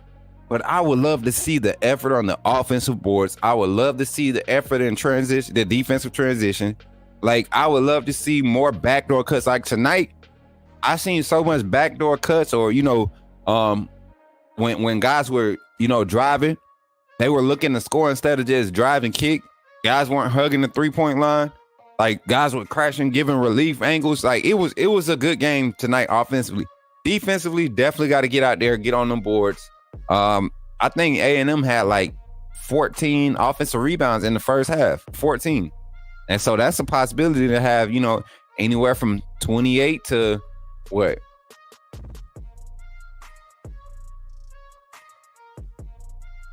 $32 points off of that. 28 to 32, 28 to 42.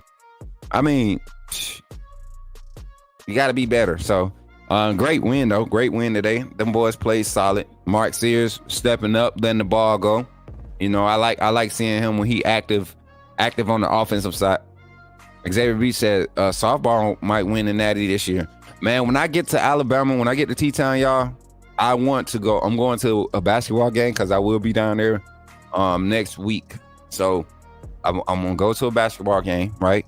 But I also need to get to the softball and baseball game. I'm about to be out here in these streets, y'all. I can't wait to be at all the games. The first week I'm there, you know, be trying to get settled. Hey, and if any of y'all got connects in Tuscaloosa, like for places to live and stuff, you know, it's coming to crunch time for me. You know, I'm trying to find somewhere that's gonna hook your boy up. You know what I'm saying? I don't need nothing huge. I don't need nothing special. I need a workspace for the next 6 months to a year. I need a workspace so I can continue to create this crazy content and help this team continue to grow, right? Do my part. Hayden, Blaylock, appreciate you for becoming a member. What's up? Welcome to the team, Hayden.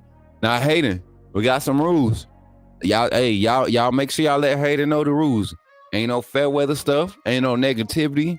We speak truth. We don't judge, right? Everybody's opinions must be respected, and we don't disrespect.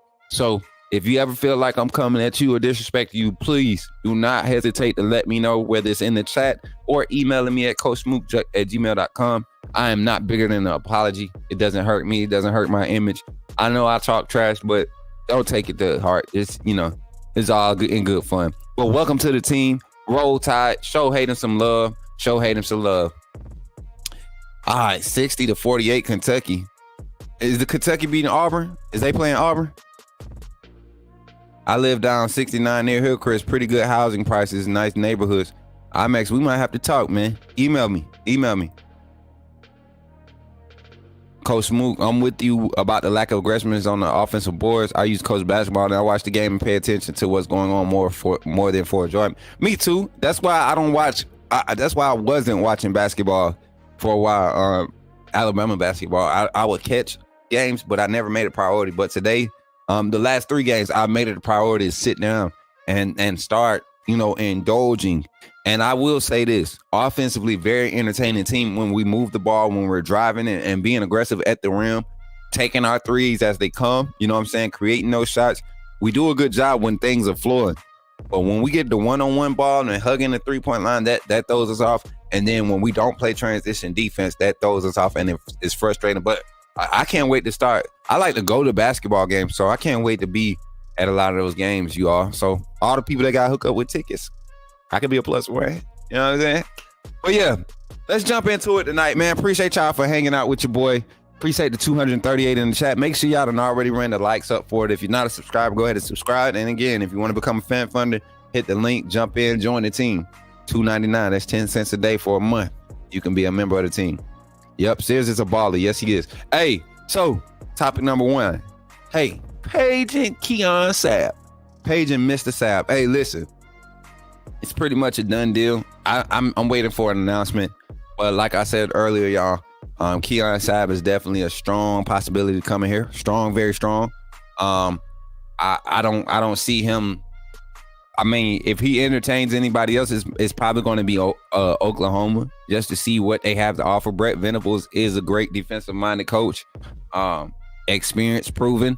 So he's a great recruiter. He's a great recruiter. So, but Courtney Morgan, Mo Linguist, Coach Hitchler, they all have been in contact with this young man, and I think the reports that's coming from it is that this is going to end up being a done deal for Keon Sapp coming to Bama. So that would be great. That would be great for us. That would be awesome. Add a little bit more depth in that secondary. You get a little bit more flexibility by getting a guy with some experience back there. And he's a rangy safety. I think he'll be a solid free safety. He'll be curious if he would possibly play, Husky, which is going to be the guy that's going to be like our star from last year. Your Husky guy is going to be that guy, and your Rover is going to be like your bigger safety linebacker hybrid guy. Not necessarily linebacker guys, but he's going to be your run fit guy, your third hybrid guy on the field, hybrid linebacker on the field, with those characteristics, run fit and able to be rangy in coverage. You're going to use him as maybe your 6th man on blitzes, like all of that. So I think coming into this season, we're going to be excited about having Keon Sapp on this roster. I'm predicting I'm about 85% sure right now, 85-90% sure. And that's just because everything's been kind of quiet since I reported earlier. So I'm excited to see where this goes. I think it's a good lock. So let's go over this week, y'all. We really had a lot to talk about. We see that most of the news focused on the promotion of Freddie Roach and Coach Gillespie. Coach Roach and Coach Gillespie both getting promoted to assistant head coach positions, and getting raises, getting new contracts, solidifying their place and their importance in this system. And I think that was important. That was a good thing for Kalen DeBoer to do and the staff to do, to show that they were really, really trying to be integrated, not come in and take over and change everything, but let's take all the good that we can transition to the new, and let's bring it along. And that's what they did with keeping Freddie Roach and Robert Gillespie. So excited about that. We lost 2 coaches, Scott Huff and Ryan Grubb. Everybody was kind of up and had their panties up in a bunch about it. And yeah, initially you were like, oh, that's not good, because, he just came out a few days before saying that he was going to be our offensive coordinator. And y'all remember a few days before that, I told y'all he was going to be making that announcement, right? And then he goes out, makes an announcement, then he goes out and he leaves. So I had me out here, had folks out here coming for my neck like I didn't know what I was talking about. But clearly nobody knew. It was funny because as we were having the interview with the Seattle beat writer, they were having a meeting with Scott Huff with Ryan Grubb. And so, losing Scott Huff is probably going to be a big hit too. We've seen how he's taught and developed linemen within this scheme. But Coach Sean said something that's very important to recognize. Like when you have an offensive line coach or a position coach in general who doesn't necessarily have to worry about the schematics of an offense and how it's developed, but just literally has to develop guys technique-wise to fit the scheme, that's a good situation. And you haven't seen that at Alabama a lot because you haven't had competent offensive coordinators. Bill O'Brien didn't care to design pass scheme or blocking schemes in any of his plays. He gave that responsibility to his offensive line coach, right? Then Tommy Rees, just young, applying a lot of old concepts to this new age of offense style, and it just wasn't a good mesh. And so I think we go out, we get younger with an offensive line coach. I've been high on Bill Durkin. I've heard some solid things about him. There was another name that was mentioned earlier today. Let me go back to the article.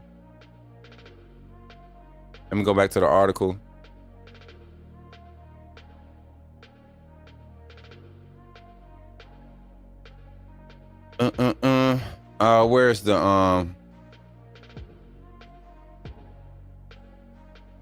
So Alex Atkins is a name that I heard. That's the current offensive line coach. He's an offensive coordinator and offensive line coach at Florida State. I don't know. I heard the name come up.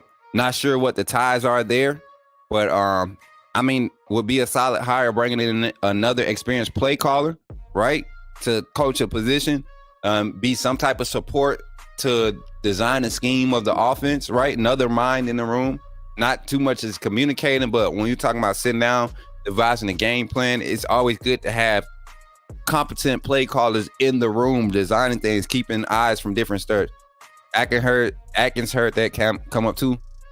Yeah, I heard that today. And Alex Atkins, let's pull him up. I haven't done my research. I was just looking through some of the text messages and stuff I was getting earlier today.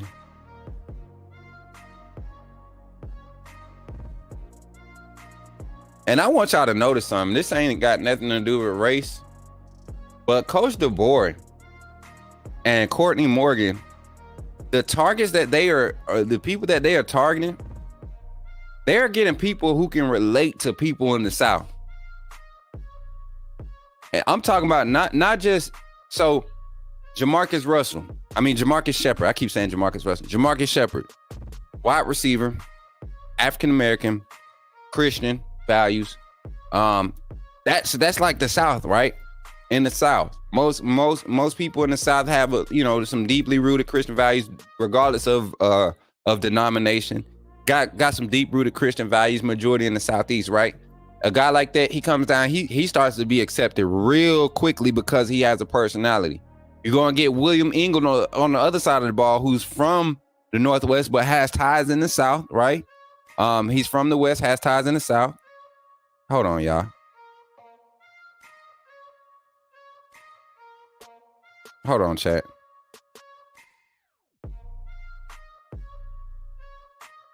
I'm sorry, I gotta text this back. Hold on, y'all.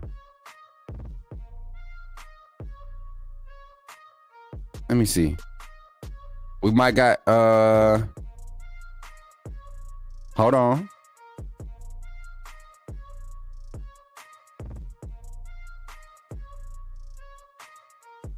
Okay, not yet. All right, y'all. Be looking out for something. So yeah, the offensive line coach, dang, that just threw me off. We might be getting some news here.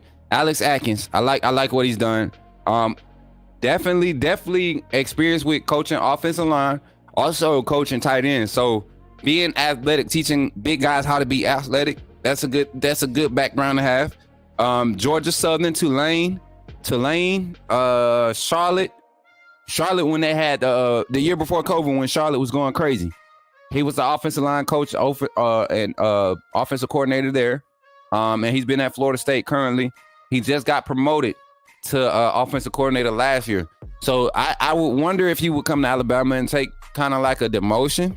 But it's Bama. You come from anywhere and get a position coach job at Bama, it's a promotion to me, in my eyes. So that's a name that I heard. And then also offensive line, I think, where did I write it down at? It was another Alex. Where my notes at? Another Alex.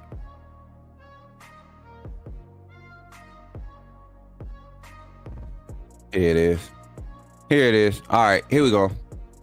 All right, so another name that was thrown out there, and it's another young guy. Like I said, this young man's only 38 years old.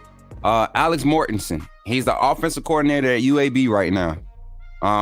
Doesn't have a lot of experience coaching positions, but he's a young up and coming coach. And just recently, he was promoted to offensive coordinator. He was an analyst previously here and worked with offensive line while who is the offensive line coach? The year before Kyle Flood left, he got hired. Then he was with Marone, working with the offensive line staff as an analyst, right? As an analyst. And then UAB hired him as a offensive coordinator this past year, right? So it wouldn't be crazy to go back and get him as the offensive line coach if he was the analyst under the offensive line coach while he was here, right? It wouldn't be crazy. I do need a notebook. As a matter of fact, I got one. I just don't use it. I don't like writing, y'all. I don't know what it is, but I do need one. Yeah, Alex. What's the dude name? Alex Atkins at FSU. He got a nice. I think he getting like the same amount that Freddie Roach and those guys get paid. Around 850. 8.9. Probably break a milli with all the bonuses. What up, KT? KT, check your phone. Oh, never mind. You did. My bad, buddy. But yeah, that's what I feel about this offensive line search. That's what I've been hearing. Durkin, Atkins, and Mortensen. Those are 3 names that I've been hearing. And Curtis Riggs. Can't forget Curtis Riggs. Still don't know if he would be hired as the offensive line coach, but telling you, man, it wouldn't be crazy to have a coach with his expertise and his background to come over and be an offensive line coach. That'll be a different vibe. He an old head too. How old Curtis Riggs? Let me see. He old. Curtis Riggs old, ain't it? Let me see. I'm about to see y'all. Oh, Brian, that old. Brian, that old. Cuz ain't that old. Let me stop. Where he at?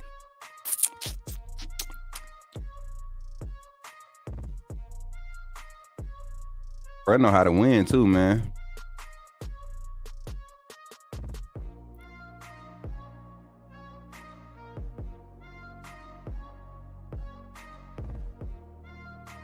It don't tell me how old bro is. Oh, he trying to be incognito. Nah, bro, we're gonna find your age. Somebody find Curtis Riggs' age, y'all. Undefeated. Y'all find Curtis Riggs' age. We're gonna find out tonight. He trying to hide out. Nah, dog. Nah. Last night was who in the house? What y'all did? Smoot, my folks be linked with your folks. We might break the news real early. Hey, Caitlin, I'm telling you, I just kind of fell into certain situations, and I don't feel like moving around. I like where it is. He in his 40s. If he in his 40s, that's solid. If he in his 40s, that's solid. He don't look old. I thought he was an old dusty basket. You know what I'm saying? Yeah, I thought I was gonna say the other word.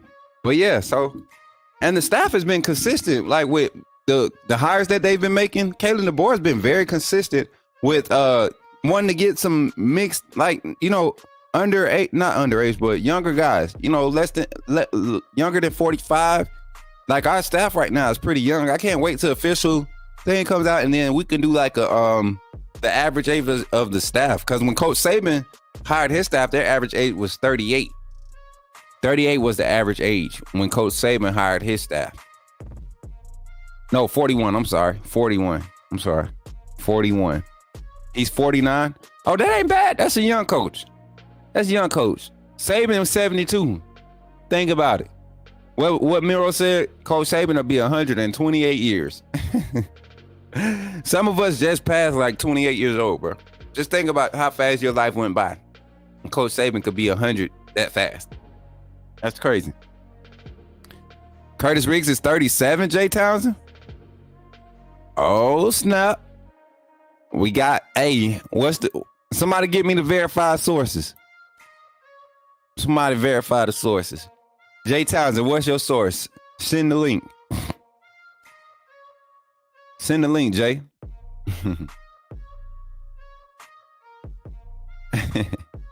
Y'all silly. I hope they name Saban as recruiting coordinator. Nah, Jack, you drinking that Jack again? Jack be saying some crazy stuff too, y'all. Who worse, Cohen got a Jack? O-line coach would be the most important hire of the year. I don't know, Buck. I can't agree with that. I think the most important hire was Kalen DeBoer. And then the second most important was the defensive coordinator. But honestly, I think the most important hire was Freddie Roach and Gillespie, because you can take time and talent can suffice for lack of technique. We saw that with Caden Proctor. We saw that with early on with I guess Tyler Booker when he was first started getting snaps as a freshman. So yeah, Ronald, what's good, famo? What's good? If he 37, I'm 12. Y'all silly, man. Can't believe what advice I gave.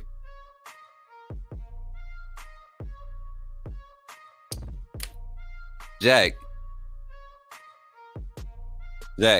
stop. Proctor just snitched on Iowa to the media. It's crazy. Yeah, that was funny. He said, yeah, after I had a bad game, the coaches called me and they see Uncle Jay tripping. He ain't 37. I'm thinking he about 49, 50. KT, we going with your answer, fam. Uncle Jay been on that yak. He been on that yak tonight. We have to protect the QB. The offense will have to carry the team in the early part of the season. How do you figure that? Because this defensive style of play calling is very aggressive, but it's also safe on. It's like a safe safety mechanism put in place on the back end with the coverages assigned to those blitz packages. And it's a lot of 4-man stunts that's going to be active. That's going to be used to create pressure. Not a lot of 5-man thing. Jared, with his member promo, he said his age is within 4 years of CKD. He was CKD's QB. Oh, they played. Okay, so they played college ball together. Okay, that makes sense. Yeah, he's 49. He graduated from undergrad in college 97. Yeah, tell him, girl. Uncle Jay said he's just playing. It does say he's 49. Defense will be young on the perimeter, yeah, but I think they'll be fine. And this is how we could segue into our next topic: what to expect. What to expect, man, coming up from this team going in the spring, y'all. We talked about preseason workouts with the fourth quarter program. We talked about prep for the spring game. I expect this camp to start fast. I don't think they're gonna slow ball it during the spring. I think they're gonna fast ball everything. They're gonna expect guys to show their ability to develop faster at a faster rate and get the understanding of both sides of this scheme, being the offense and the defense. And the guys that excel in just grasping the basic concepts while it's getting overfed to them, I think those would be the guys that thrive early. And once you establish those guys, you kind of give the guys behind them a chance to gauge where they need to be at. And once you start setting bars based off of overall team progression, that's when you're going to see this team start to click and have early success when the season comes around. So I'm curious to see how much is implemented in this spring. I think it's going to be overfeed, a lot of information put out at once, because it's not a lot of information to put out. It's just how you continue to build on what the information is or how the scheme is designed from the base. So, and that's easy, man. You make tweaks to that every week. Every week when you're game planning, you're going to make tweaks to the scheme and how it's designed and the play calling style that is used in situations that is going to be applied to. So it's going to be fun to see how all of that develops based off of what we get in the spring game. What do you all expect? What does the undefeated expect when it comes to this team's overall progression through spring training? Who are some people that you think might just pop out and make a name for themselves early in spring? Who are some guys that you think need it? They need it more than others, meaning they need to have a huge spring and create some value for themselves as a starter or a leader or an impact player. Like, who are some names? Who are some people y'all thinking about? What's your feels around them?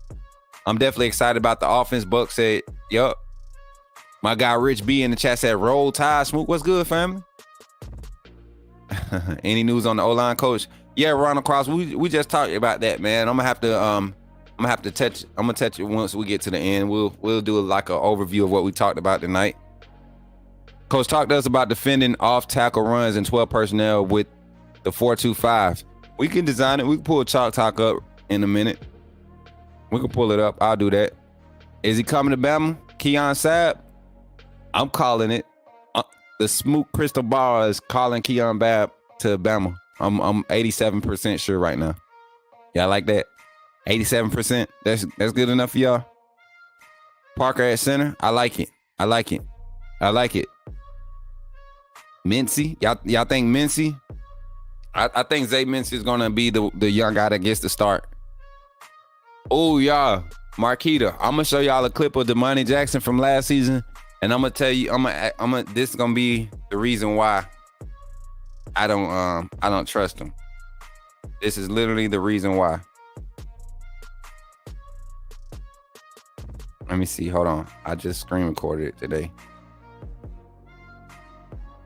Can't trust this youngin.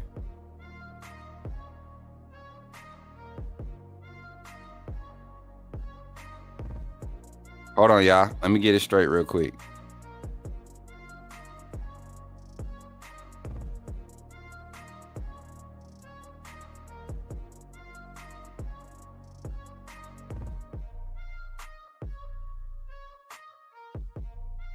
Okay, we got it. Boom. All right, so let me show y'all a clip of Damani real quick. I can't. Hold on, let me see. Maybe. Hold on. Maybe I can. Hold on, y'all. I'm gonna show y'all a clip real quick. And this was against Washington, right? And this didn't happen. This didn't just happen once this game. This happened like 6 or 7 times against Washington during that game. And the offenses were having back and forth. They was going back and forth, right?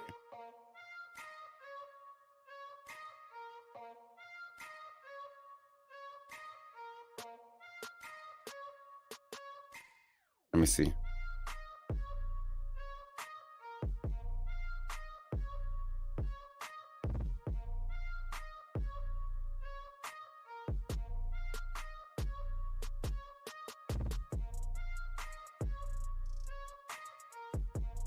All right, I ain't gonna show it, but cause let me see. Let me just make sure it don't be how I look. Bet. So we ain't got no ESPN logos in there and showing, right? So I want y'all to see this. This what happens to Damani Jackson a lot. This is against Washington. Simple, right? He's the boundary corner on the strong side. Look at his alignment. First of all, he's lined up on the inside shoulder of the boundary receiver, of the number 1 receiver. Misalignment. First of all, they got the guys in the right area. Y'all see my mouse? They got the guys in the right area. Well, why is he aligned trying to split the difference here? Even with this cushion here, that's not bad. That's not bad. I think this is like 3rd and 8. So this is not a bad cushion. You know, you still able to drive on the sticks or any routes that's breaking off at the sticks. This guy has inside leverage. He has, he's deciding whether, they communicate who picks up what off of this break, outside, inside, with these 2 guys up top. Now check this out. Watch Damani Jackson, y'all.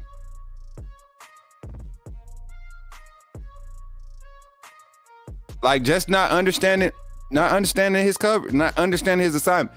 I don't care where you at. There's no reason for you to leave off of this guy. Why are you coming off following this drag? Why are you coming off? And he just gets lost all the time. So yeah, I can't wait to see this young man get an opportunity to he always looks lost.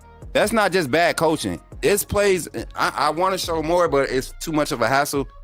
This plays where he's one-on-one, man. When they have straight up man and Matt zone, he's just getting out of phase, man. So I'm hoping that Mo Linquist and his defensive back staff can get him, because he has talent. He made plays last year too. He made plays that defense was terrible, but he made some plays too. But in big games where he needed to have when he had opportunities, he dropped them more so than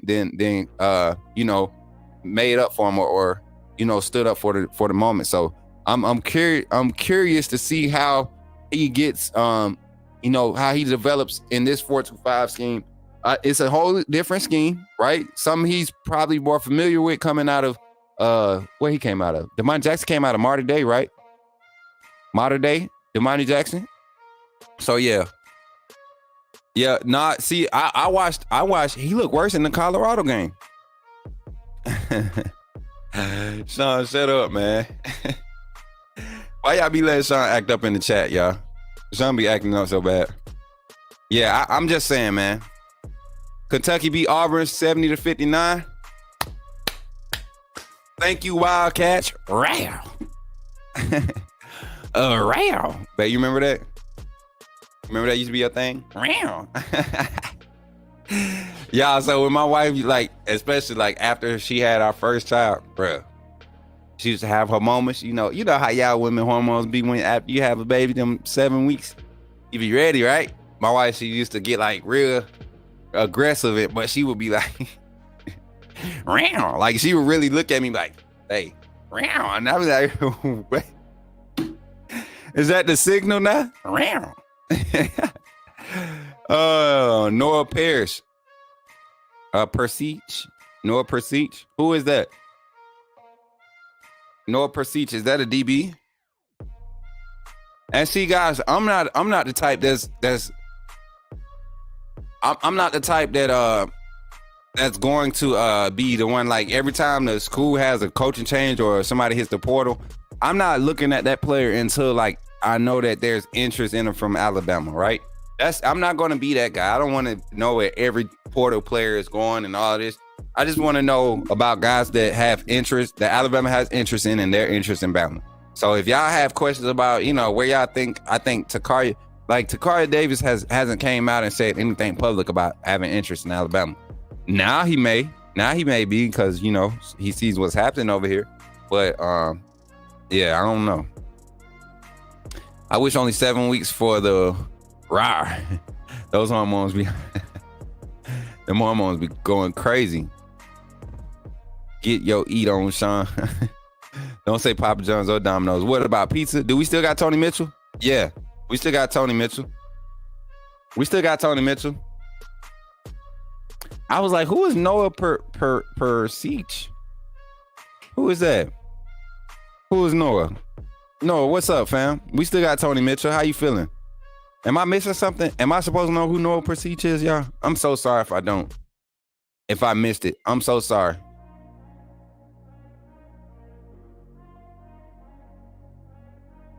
Y'all talk to me, tell me. Y'all got me up here looking crazy. Being ghetto. I'm just playing. Appreciate y'all for kicking it, though, man. Appreciate y'all for kicking it. Now, let's jump into our reality of reach, man. We had some good ones earlier with Kyle. I didn't get no emails because y'all don't be wanting to help a brother out. Let me double check one more time before I jump into that.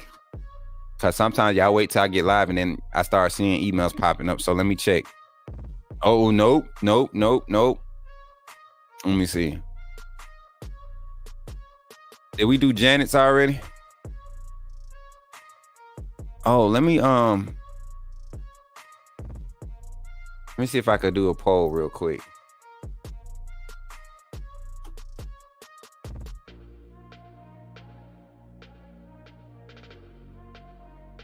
Oh, I can't do polls?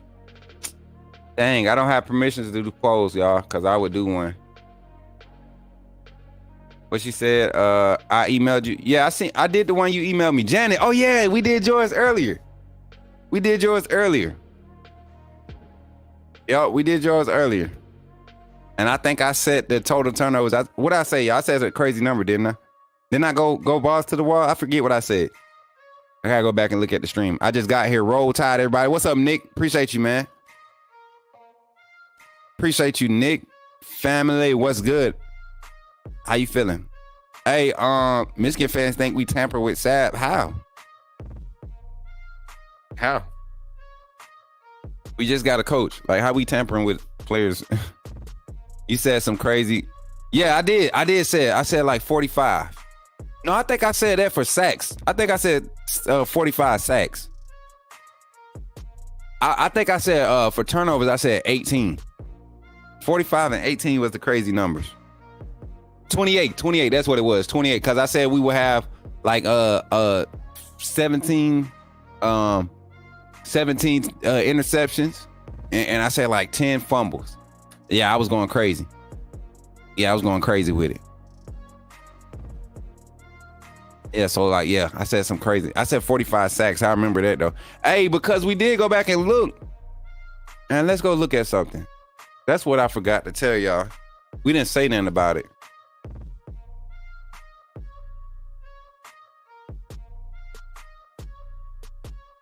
Hey, y'all still be on this beat hard too. I ain't gonna lie.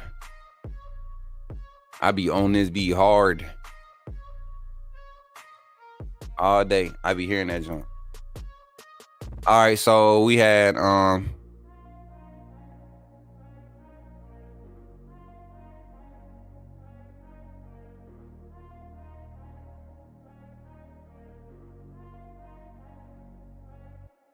man, I forgot James Smith had one too. Oh. 10. That's 10 of those. And then we had what? Interceptions. 8, 11, 12. 12 interceptions. 22? Yeah, that'll be solid. All right, reality or reach, y'all. I keep getting sidetracked. Y'all keep letting me get sidetracked. And then we're going to get into some undefeated chat talk. I know y'all had some questions. I'll just answer questions for the rest of the night to close the segment out, y'all. Y'all, I'm ready. Listen, I'm sorry, y'all. I ain't gonna lie. I was working hard today. I've been trying to get these recruits in to talk to us. It's not stressful at all. It's just like I didn't know it was this much. So I'm excited about this new stage of life. You know what I'm saying? Like this grind where I'm tired at the end of the night. I love this feeling, man. Gary with the $5 super chat says, Coach Smook, what's up? Got the little one watching with me tonight, teaching him young. Hey, facts. Hey, listen, what's your son's name, Gary? Put your son's name in the chat, or your baby name in the chat, son or daughter, whichever. Put your son's name in the chat. I'm gonna teach him real quick. I'm gonna learn him something real quick. But reality or reach, right? Jalen Milroe, and we're going back to the offensive side. I'm gonna do that one. Jalen Milroe will have 2 500-yard passing games. Reality or reach?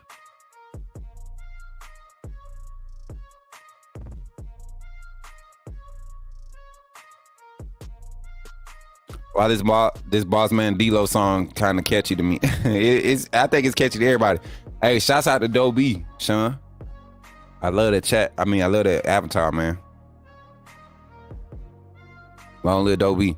2? Reach? Y'all saying reach? Okay. Marquita said reality. Depths absurd.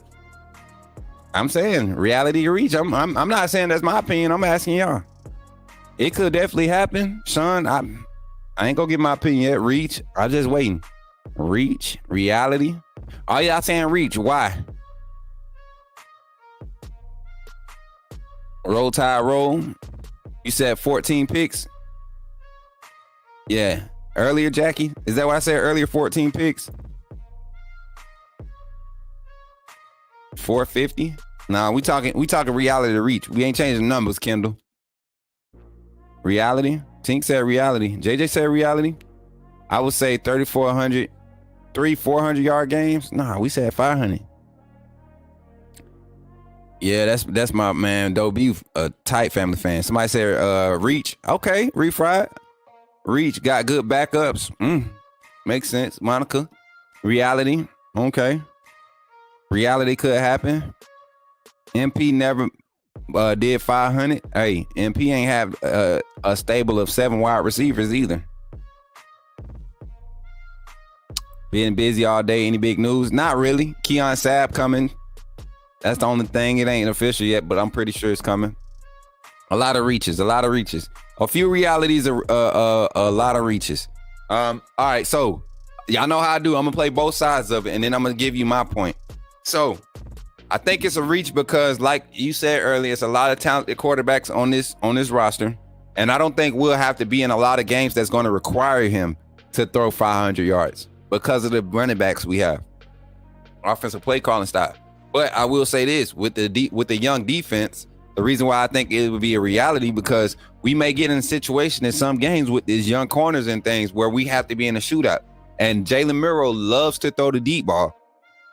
Kalen DeBoer and this offensive schemes open the seams and the deep ball, the post corner combo, the deep crossing combos, all of those, they scheme those a lot, and they scheme them up very well. So it could be a thing where Jalen Miro pops off for 140 yards in the first quarter because of, 14 pass attempts going for 50 plus yards or 50 yards, 40-yard average. You get what I'm saying? And then he could go in the second half and have to throw 30, 40 more times at that same rate, right? And have a 500-yard game against the likes of maybe a Tennessee, a Missouri. Maybe it becomes a shootout against Auburn in a weird sense, or Oklahoma. So there's opportunities against teams who are going to have some offensive firepower, but not necessarily defense. And they're going to be able to test our our young defensive backs out there at corner. That it might turn into that. So that's why I said it could be a reality. And then I gave y'all a reason why I say it's a reach. For me, I'm gonna say it's a reach. I think Jalen Miro will hit he'll get close to 500. I'm saying like one game he'll have at least 475, 480. That'll be the game where he starts creating some real Heisman buzz. And I think it's going to come against a team such as like maybe Vanderbilt, maybe Missouri at home.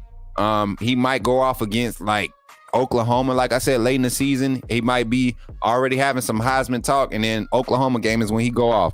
And then Auburn game, that might be one, because we know how he's going to play with a chip on his shoulder for that one, knowing how many opportunities he missed last year. And in this play scheme, this offense, man, you never know. So I'm gonna say reach, but there will be opportunities there, and he will get close. So that's what I'm gonna go with. I'm gonna go reach.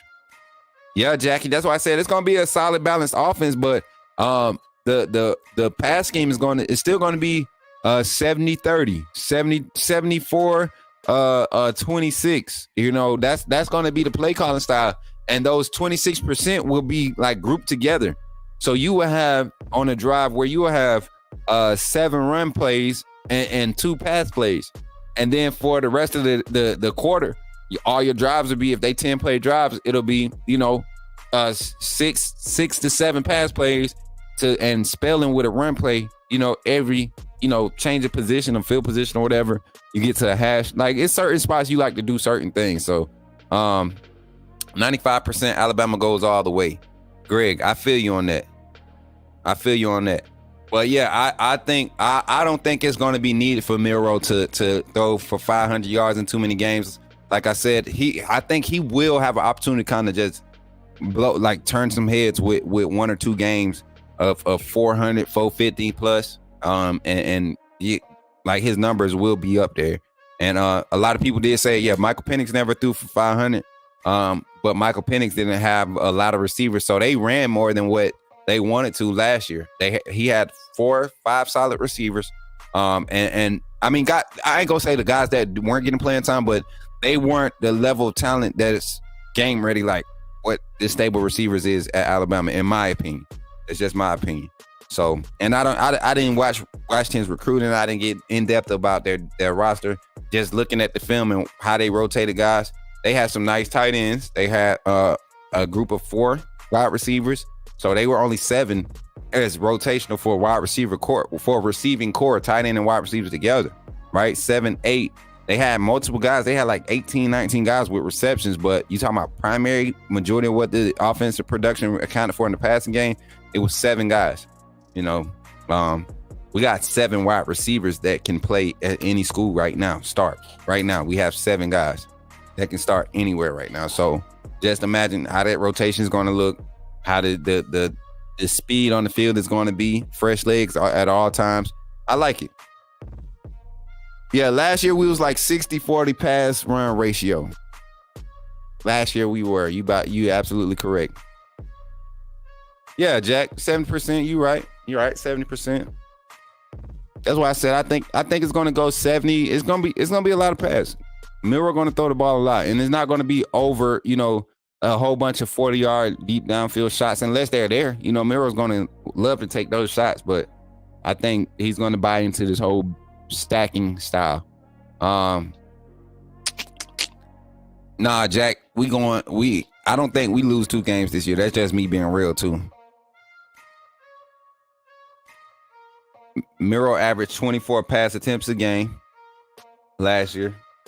The most pass attempts he took in one game was 36, I think.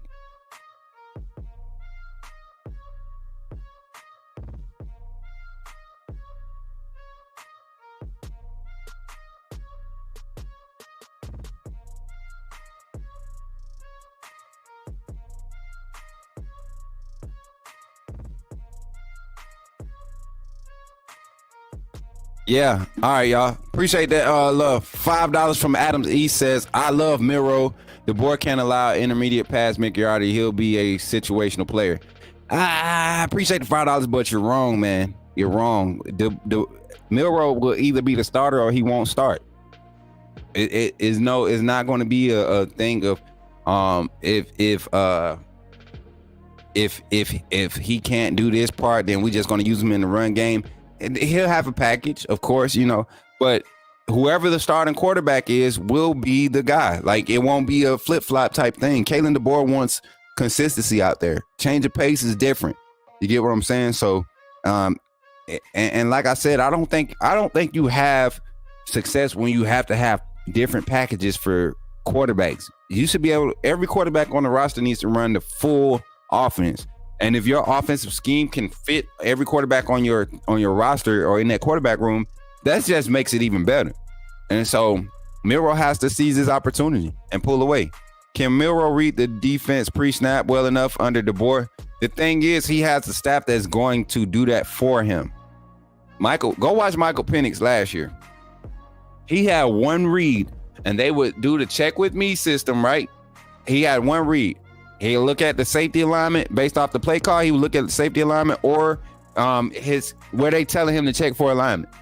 So based off the alignment, he'll look back. They'll tell him around phase 1 or phase 2. Boom. Here we go.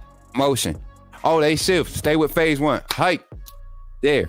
That's literally what this offense is. And it's that simple. It's that simple. Jay Townsend with the $2 super chat. He said, I think we could possibly have 2 receivers with 1,000 yards. Man, that's going to be tough because of how deep the rotation is going to be. So I'm not sure, Uncle Jay. I know we might have one. And I honestly think the one is going to be probably Kobe Prentice. I think Kobe Prentice might be the primary target for this style of offense, man. You look at how a Doomsday had the type of year a Doomsday had. Him and Kobe Prentice share a lot of similarities. Kobe Prentice not as big, but he does have good receiver size for this style of offense and the type of routes. I think hopefully Kobe Prentice is being looked at to play that Z wide receiver position. Hopefully that's where they're looking to play him. What's up? What else y'all got before we get up out of here? Kobe and Ryan. What about him? You think, man, Jack? Ryan's not going to get enough snaps to have 1,000 yards receiving this year, man. Let's be realistic. Ryan might end this season with 600, maybe 4 to 600. That's a solid freshman year with all this experience and talent in front of you. I don't know. Penix had some serious injuries. He did. But this offensive line kept him, they allowed him to get healthy. Jalen Hill, I don't know. I don't think he's going to be 1,000 yards. I think he'll be around the 500 to 800, range. I think he'll have like 60 plus catches though. Jalen Hill, I think he'll have like 60 plus catches.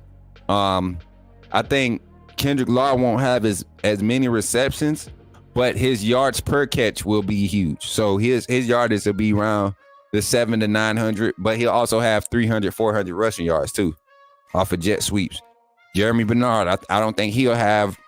I think he'll have 25 to 30 receptions, but they'll be for good yardage. So 600 plus yards for him. So you start looking at the numbers and how they break down. Then you got to think you got Caleb Odom, Danny Lewis, and CJ Dupree. All of them are going to, one of those tight ends is going to get at least 30, 40 targets this season. One of them is. The other 3 are split between the extra 20 that they want to, put towards the tight ends. 60 targets throughout the season for the tight ends. It's good balance. You got 4 tight ends. You give one guy 30 targets, legit targets. You let the other 3 split the other 30. 20, 5-5. You know, that's just how it breaks down with this style of offense. So yeah. Nah, we deeper than that. We about 8 receivers deep, 9. I'm gonna tell you, listen to this, Jack. These are the receivers. I'm gonna start at the X position that I'm projecting to be in the X. You got Jalen Hill, you got Rico Scott, you got what's the kid's name? Jalen Hill, Rico Scott, and Jaron Hamilton, right? Then you slide over to the slot. You got Kendrick Law, Emmanuel Henderson, Arian Hampton. You might have Amari Jefferson right there at the slot. Then you go over to the Z. You got Kobe Prentice. You got Jeremy Bernard. You got Ryan Williams. You got Cole Adams. Then you go to the tight ends. You got doggone Caleb Odom, CJ Dupree, Danny Lewis, Robbie Oots. You got Jay Lindsey. I mean, you're deep with talent. And as far as rotation, at the X, I think you're going to see a lot of 2-man rotation there with Hale, Rico Scott. Maybe Jeremy Bernard gets over there for spell times, or he might spell that rotation. Looking at the Y, I think Kendrick Law and Emmanuel Henderson are your primary guys there with a solid rotation between those two, and you might have Hampton and Jefferson spelling him, or even Hamilton might float to the slot too. Jaron Hamilton is fast, y'all. He's fast. He's not getting a lot of buzz. Don't know why, but he can keep a lot of these young guys from getting on the field just off of his route running ability and his speed, his ability. I think the thing with Jaron Hamilton was his catching was his problem, being consistent with his hands, and I think that's an easy fix. Jug machine all day. Miro can't get them the ball. Sorry. Adam, he can get them the ball. That's why he had the okay, I'm not going to do this tonight. Thank you for the $2 super chat, Adam. Appreciate you for real. I really do. So ready to see something. Laugh out loud. Bama football. Man, Ephraim, this is the hardest part of the offseason right here. This 1 week, 2 weeks before spring ball. It's bad. It's bad. Like, it's real bad. Yeah, I disagree, Adam. I disagree with you heavily. Real bad. Don't hear enough about Law. Are you expecting good things from him this year, Coach Smoot? Janet, you don't hear us talking. Well, the thing is, I don't think we talk about Law because I think the expectation for Law is high. In this offense, Kendrick Law, Emmanuel Henderson, and Jeremy Bernard are probably going to be like the guys for that really create sparks and have like the hot moments for this offense, because they'll be using a lot of the pre-snap motion, the jet sweep motion, the orbit. Like, I can't wait to see baby Debo Samuels up in this mud, man. Kendrick Law, I'm telling you. Nicole, where you been at, girl? The only difference is, Jack, that Bernard is like 3 inches taller than Kendrick Law. Kendrick Law is only like 5'9", 5'10". Jeremy Bernard is 6'1". So definitely different type of builds. And Jeremy Bernard is not as physical with the ball in his hands like Kendrick Law. Kendrick Law is more like a running back at wide receiver. Jeremy Bernard is a swift, agile, very slippery wide receiver, punt returner. He's very agile, shifty. So they're not really the same type of player. Smook, I've been saying Kendrick is baby Debo Samuel. Man, look, a lot of us been saying that. He literally is. Look at how he's built, man. Dude is a muscle. How many QB runs, especially knowing we have quality backups if Milroe gets hurt? How many QB runs, especially knowing that we have quality backups if Milroe gets hurt? I think we see a lot of the QB run game implemented. Maybe an average of 4 to 5 design QB runs a game, because they want to rush the ball, 31 to 34 times a game. So that's you're going to give RB1 20 opportunities. You're going to give RB2 10, and the quarterback 2 to 4, 2 to 6. 2 to 6 designed runs a game. Yeah, that's what I think. That's what I think, Joey. I like that. Debo is nothing but muscle. I think he got like 7% body fat or something like that. Like he's one of those Tony Brown. Y'all remember Tony Brown? He's one of those kids in the weight room. on the field fast. Tony Brown was fast too.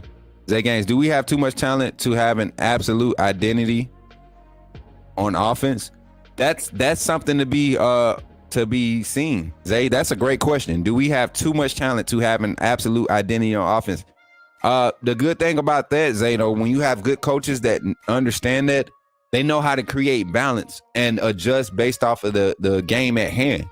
If you play a team that plays the run good and you want to go out and try to establish the run game, one thing about Kalen DeBoer, he's not going to give it 15, 16 plays to do anything. He wants to set a tone that we can score fast how we want to score. So if we try this and it don't work, I'm coming out with the next thing. And I like that. I like a progressive, like, coaches that don't necessarily like try to make stuff wait around and, you know, we're going to keep leaning on them. That's not the style of offense nowadays, because you're not using your space. All the successful offenses are winning in space. So Kalen DeBoer wants to do that, and I think that's going to have a direct effect, positive effect for this team. But yeah, so that's going to do it for us tonight, chat. As always, I appreciate y'all for supporting. Y'all, this has been a crazy week for your boy. Let me pull up this fan funder link too, man. I've been going crazy with the fan fundings. The team thanks you all for real. Y'all really have been going crazy with fan funding. I mean, everything that you all do has been special for us. For me this week, I don't know if y'all heard the announcement, but Kyle and T have made it official. I'm now fully under Bama Football on YouTube as a content creator, as a director, player personnel, as an analyst, insider. Everything that I do now for the foreseeable future is going to be done on Bama Football on YouTube. So a lot of future plans and things are lining up for us to do and add to the channel. So I'm excited about being on the team full time, 100%. So we made the announcement on Coach Smook Network last night for our Bama Late Night. That was our last episode on that channel. Looking to bring that vibe over here with a lot more bells and whistles. You know, we're going to get it all the way organized. Gotta, me going down to Tuscaloosa is going to be fun. Finally meeting Kyle and T in person, and continuing to build this relationship and grow. You know, I am tired. You guys really wore me out today. This week, you guys wore me out, and I'm not mad about it. I'm glad about it. I feel good. I feel like I worked. I feel like I did something positive. I feel like I did something that I was passionate about. And at the end of the day, man, that's all I'm excited about, y'all. I'm happy about being able to do that and provide for my family and do what we do, y'all. Enjoy Bama football. And with that being said, make sure that you all check out our sponsors. Shout out to our sponsors, Resident Inn in Ocean City, Maryland. It's looking like the team, they want me to go and do a stream from there. So I might be doing a stream from there from the MacBook. Y'all know I can't take the big setup. But we're going to ride up to Ocean City, Maryland. And we're going to, try to use our promo code, The Book. And we're going to do an actual segment from the hotel. And then hopefully we can get a segment going. I'm going to see about doing a live and seeing if we could catch a sunset. Because if we can catch that sunset, oh my God, I tell you something. But yeah, that's a nice little spot, man. Y'all see all these little, like the little apartment buildings right here? Little neighborhoods look like the Hamptons or something. Right there on the water. Look at that bridge, yo. Man, I hope it's nice when I go up there next week. Yeah, that's nice though. That's nice. That look good, don't it, y'all? Look real nice. Hey, Greg, appreciate you. Have a good night too. That's a beautiful view, man. Jarvis, appreciate y'all. Hey, yeah, they showed out last night. Don't forget about being up late on late night. Yeah, man. Tonight, there's no Bama Late Night tonight. Last night was the last episode. And then, yeah, that's why I was tired too. Appreciate y'all support. For supporting the whole team, y'all. Supporting the whole team, the whole squad. I'm nothing without my fellas, man. And then don't forget, becoming a fan funder. You can hit that link and make it do what it do, baby. Join the team. And stop being a regular. You know what I'm saying? Appreciate that, Jor. Appreciate that, Jackie. Stop being regular, become a member, become a part of the team. Get access to all the special emotes. Hey, one more time before I get up out of here, can y'all run them emotes up for about 15 seconds? And I'll turn the music up for y'all. I'll bust the speakers. Y'all want me bust the speakers real quick? Y'all want me bust the speakers real quick? I'll bust the speakers for y'all if y'all want me to. Y'all want me bust the speakers? I'll be bad. I get in trouble. Tell me. Y'all want me bust the speakers? I get in trouble. Bust them. All right. 1, 2. Time to bust the speakers. Hey.